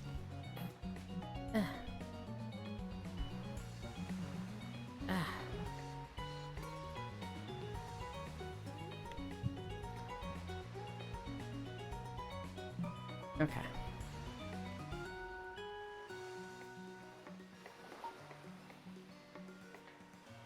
I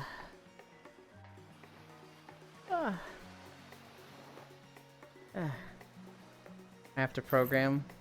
Get on in desktop. Get on in desktop so you can program and cuddle with us. I'm getting it. Ran yesterday and laying down felt so good. Hell yeah. It can wait. It can't wait bits. Core's in a programming mood. She's not done until the project is finished.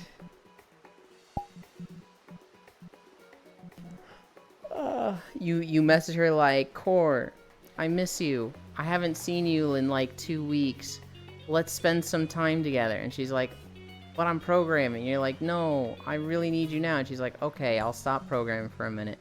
And then you like cuddle up and you're like, I've missed you. And she's like, I've missed you too. And then you hear Sapphire go, ah, the concept of missing someone.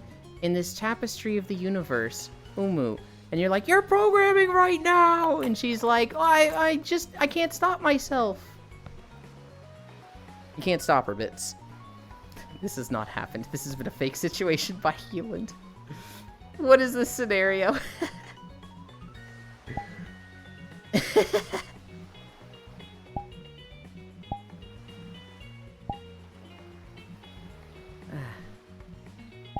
You guys know where we're going.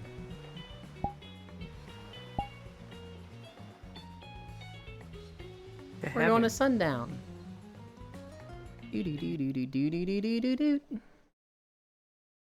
Ah, right at the best part of the song.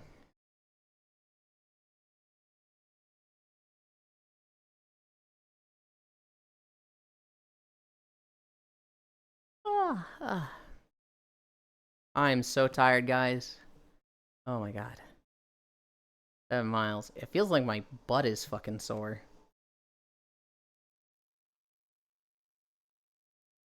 Clip it. Okay, buddy. Okay, dude. I always like want to use these blankets here, but it's just too close to the fire. Yeah, you don't want to catch on fire. I don't. I'll just use the usual pillows. And you're hot enough already. Okay, buddy.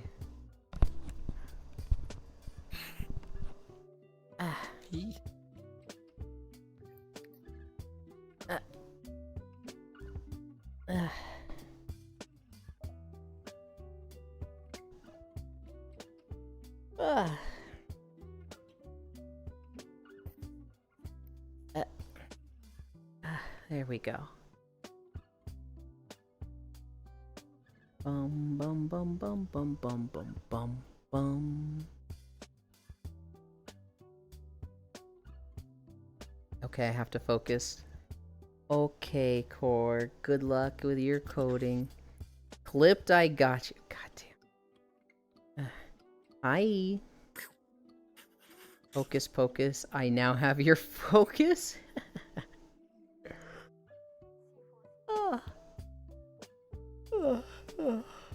It's Friday. We have world exploration later. We have naps before then. Is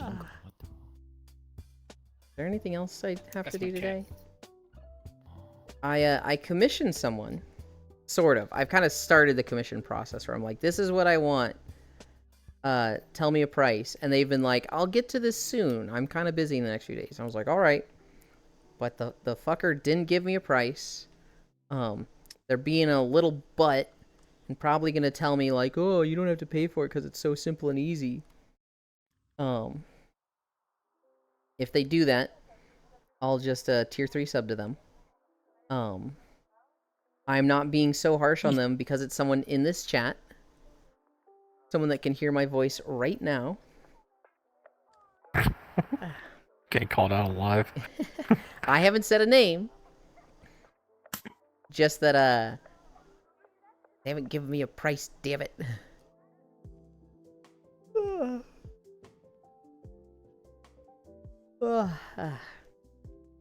Pointing fingers. I'm pointing fingers at somebody. What I want, though, is, on my YouTube videos... I think it's that person. You think it's Will? Huh? What I want is... Well, no, to point at there. Gotcha. I see. What I want is the walking videos to have, like, a little banner that pops up and it says Twitch TV/Euland. So that, like, people know I'm making these videos and I want... Because my YouTube is growing. It's growing really fast. I want, people from that community that are following the YouTube to, like, not all come over, but, like, some come over. I want to grow the Twitch from the YouTube.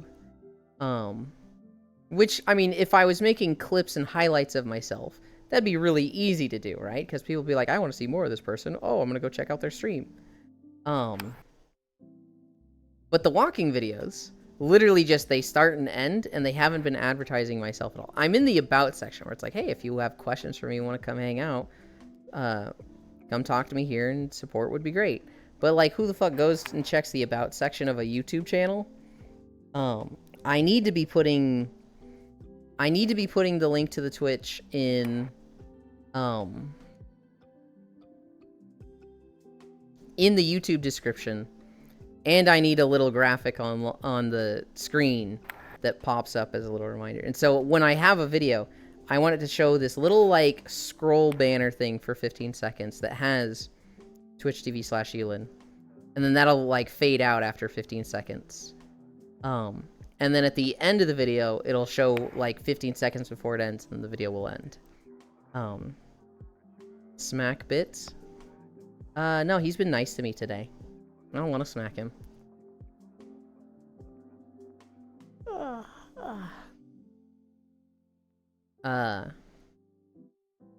Yeah, so I've been recording videos. I technically have the next 2 videos recorded, but I haven't done the editing on them because I want to add that banner thing to the videos from now on. And so, like, I've been recording videos, but I haven't actually posted anything for, like, 3 days. If I have time today, I'll record the next one. The next one is Terracar Forest.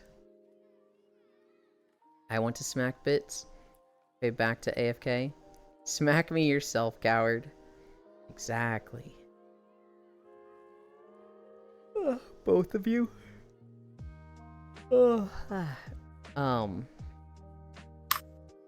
That's the plans for today.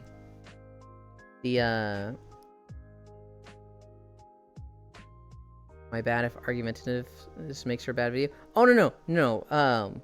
The videos that I'm recording, Got Life, these are all outside of stream.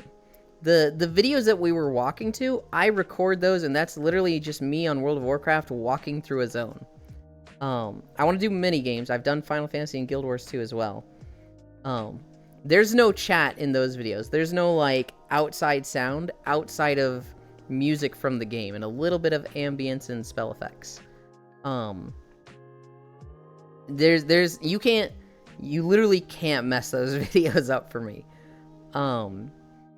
As for like stream, I do have a VODs channel that I upload stuff to. I'm not trying to really grow that. It's more of an archive. I know there's some people that like watching the VODs channel more than Twitch VODs, because Twitch VODs are fucking dumb. And so I'm kind of just, you know, I literally click the export video button on Twitch to upload to that channel and don't check the comments for like 3 weeks straight. You'd show up in that one. You'll show up a lot on day 247 in the comments of that. Because people, you know, see your text on screen. But, I mean, I don't know. That's a channel I don't care about. That's just for ease of others. As for, like, the stream, I fucking love it when you come in and talk like this. Holy shit. God Life, you made today fucking awesome. Just, the banter about WoW stuff. Literally, I literally just talked WoW for, like, 2.5 hours, right? That's to be expected. Comes with territory. Oh, no. Yeah. Every day, I have a little notepad up. And, I write notes throughout the day that are, like, good stream talking points. And so my notes today were, oh, that's the wrong one. My notes today were Willy Wanker 16 AI books, Dungeon Meshi, Kotaku editor-in-chief resigned, Overlord movie trailer, Giant femur bones, not a dinosaur, Dragon Dogma lunch, uh-oh, why do girls talk face-to-face and guys talk side-to-side, Deviant Art AI, Tower of Fantasy adds Asuka from Evangelion, Path of Exile 2 intro, Game Dev protest, Stardew Valley screenshot, Real China video, no lights, day 251. That was my notes for today. And so normally I'll just talk about whatever. I'll go talk about whatever the conversation's going. But if I feel like I'm kind of coming up empty or like, you know, the conversation's just not moving, I've got these notes to point out and be like, I saw this story yesterday. Let's talk about that. And that just helps me talk the whole time. Today we talked about so much WoW that I was like, holy shit, we have like 10 minutes left and I haven't even talked about half my notes, and I started just fucking throwing them out. And so like those days are easier for me. Those days when a conversation just goes the whole time are like fucking awesome. And I'm very appreciative of chatters who make days like that. Did I say the Asuka Evangelion thing and you went like, huh? What? Yeah. There's a game called Tower of Fantasy. I must have missed that part. It's like Genshin Impact. Oh yeah, I downloaded that. Yeah, okay. They're literally adding Asuka. Just the character Asuka. The game's okay. You could just play Genshin Impact. When will Bikini for Beach Day? But is Asuka in Genshin Impact? She's not. I think he's working on a bathing suit. Ain't scared of static, I love friction. Do you believe in determinism? I feel like I should know what determinism is, and I don't. Uh-oh, sure. What was that? Dragon's Dogma launch, uh-oh. That's literally just what I wrote down in my notes. Did we ever get past the guys and girl thing with pointers? I think Bits was like, don't do this to me, but I don't know if he's talking about me specifically or someone in chat. Proud of you. The lack of free will? No, I think we very much have free will. I think some people have less free will than others. Like, some people are like, I don't know. They just seem like fucking conditioned and like that. But like, if you talk about like on the grand scope, does humanity have free will? Absolutely. Yeah. In a literal physical sense, yes, I think we do. I grew up very devout Christian. I grew up in the church, going to private Christian schools. I have read through the Bible, which I feel like a lot of Christians say they can't say they have done that. I grew up very much part of the faith, and I have kind of just walked away from that, and I don't believe it anymore. And so I would say I'm agnostic. When it comes to religion, I don't want to be the type of person that's like, religion is a crutch for the sheeple. I don't want to be like that. But there isn't a religion that I think is true.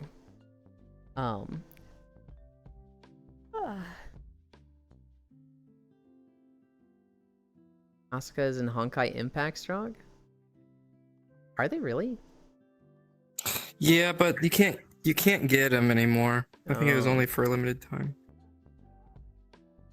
I said I'm proud of you. Hop on Warframe Emulator. And Lamb, It's I another don't Void have Trader the Friday. Oh, I don't have the Ava because Lamb's asking if I had that Ava 2 computer. No, I don't. Oh, that's an But I expensive have a computer. few of the Asus collab items. Yeah, the parts are crazy expensive.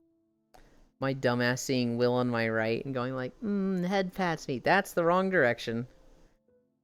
I'm looking at my OBS window. What about me? So cold. Wait, strong. Okay, yeah. At what stage in the cause-effect tree of physics would you insert an exterior force? I just walked 7 miles and I'm too stupid for that. I'm like at a point of just like, oh, I'm tired. I get to lay down and be comfy now. That's a sentence that I look at it and I'm just like, God, I have to literally just fucking break this down and be like, all right, what does this part mean?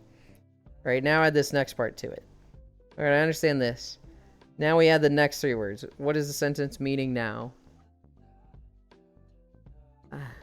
Sorry for the derail. I literally encourage derailing, Lamb. I heavily encourage any topics that people want to bring up and talk about. At the quantum foamy are like 30 orders of magnitude up the nerve cell. At the quantum foamy, because I like the word foamy. That's my answer. I gotta head out. What? But I know. I'm sorry to disappoint you. what do you... Bye bye, Will. Okay. Bye-bye. There's always tomorrow. Bye. Yeah, I know. Bye-bye. I can't believe he's doing this to me. Bye-bye. This is the healer, by the way. This is the one that made me quit Monk because I would do 40k healing H per second and he would do 60k and he'd whisper me and be like, I need a little bit more. No, I'm kidding. He was never fucking negative. He was so supportive and like taught me so much.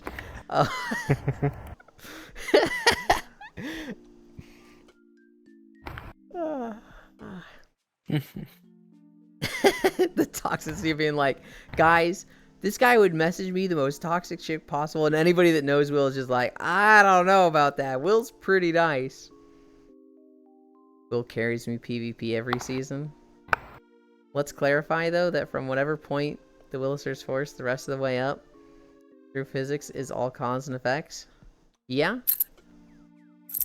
If at foam, then everything above foam is deterministic. I feel like I'm just not understanding and I'm too stupid for this. I thought we were arguing like, do you believe in free will or is everything predetermined because God made it at like the creation of the universe and everything is set in stone from that point on? And if you're like, nuh-uh, could he have predicted this? It's like, yeah, he would have. But if you're talking about like at a quantum level, I'm just like, I've literally never considered or thought about this. I'm not free. It's not about an entity creating things. That's what I assumed it was at first. And now I'm just like, oh, he's not discussing that at all. Will, I love you. It's about physics working in a regular manner.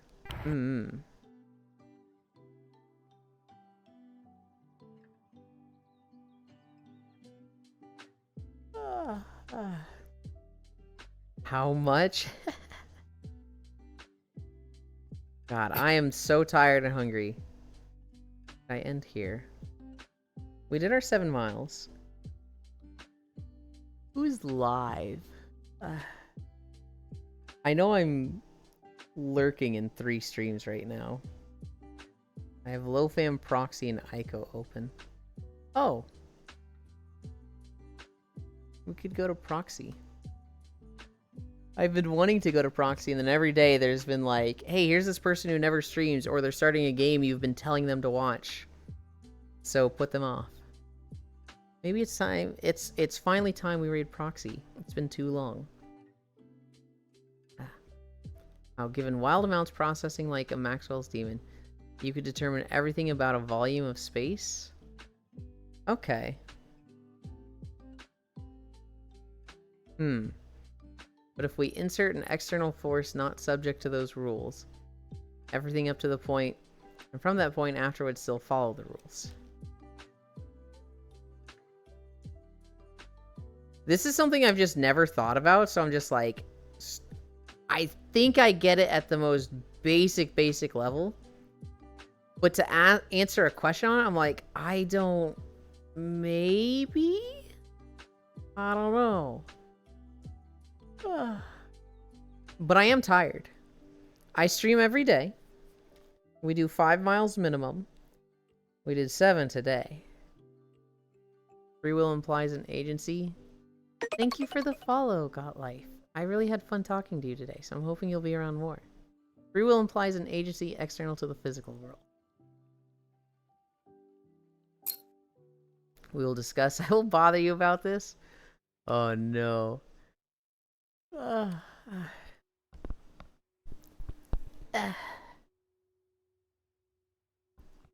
my god, I did not want to get out of the beanbag just there. Behavior. Auto level, look at me.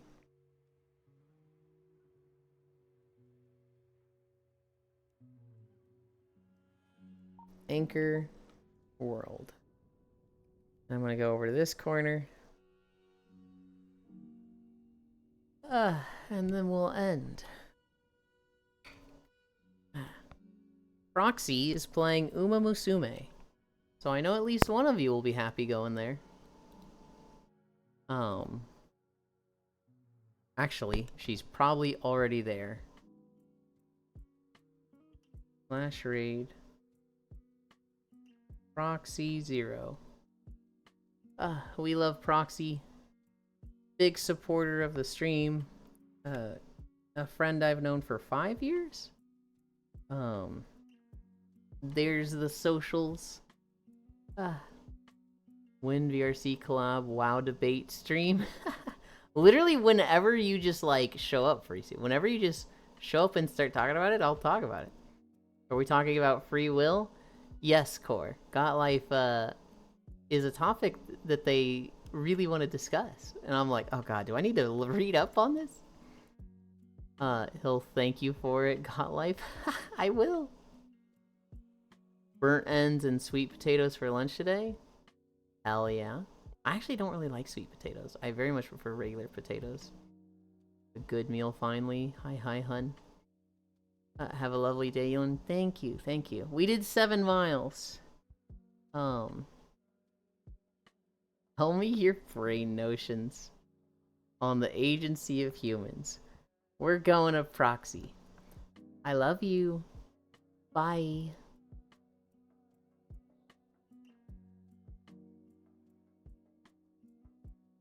I'm still gonna fix yellow.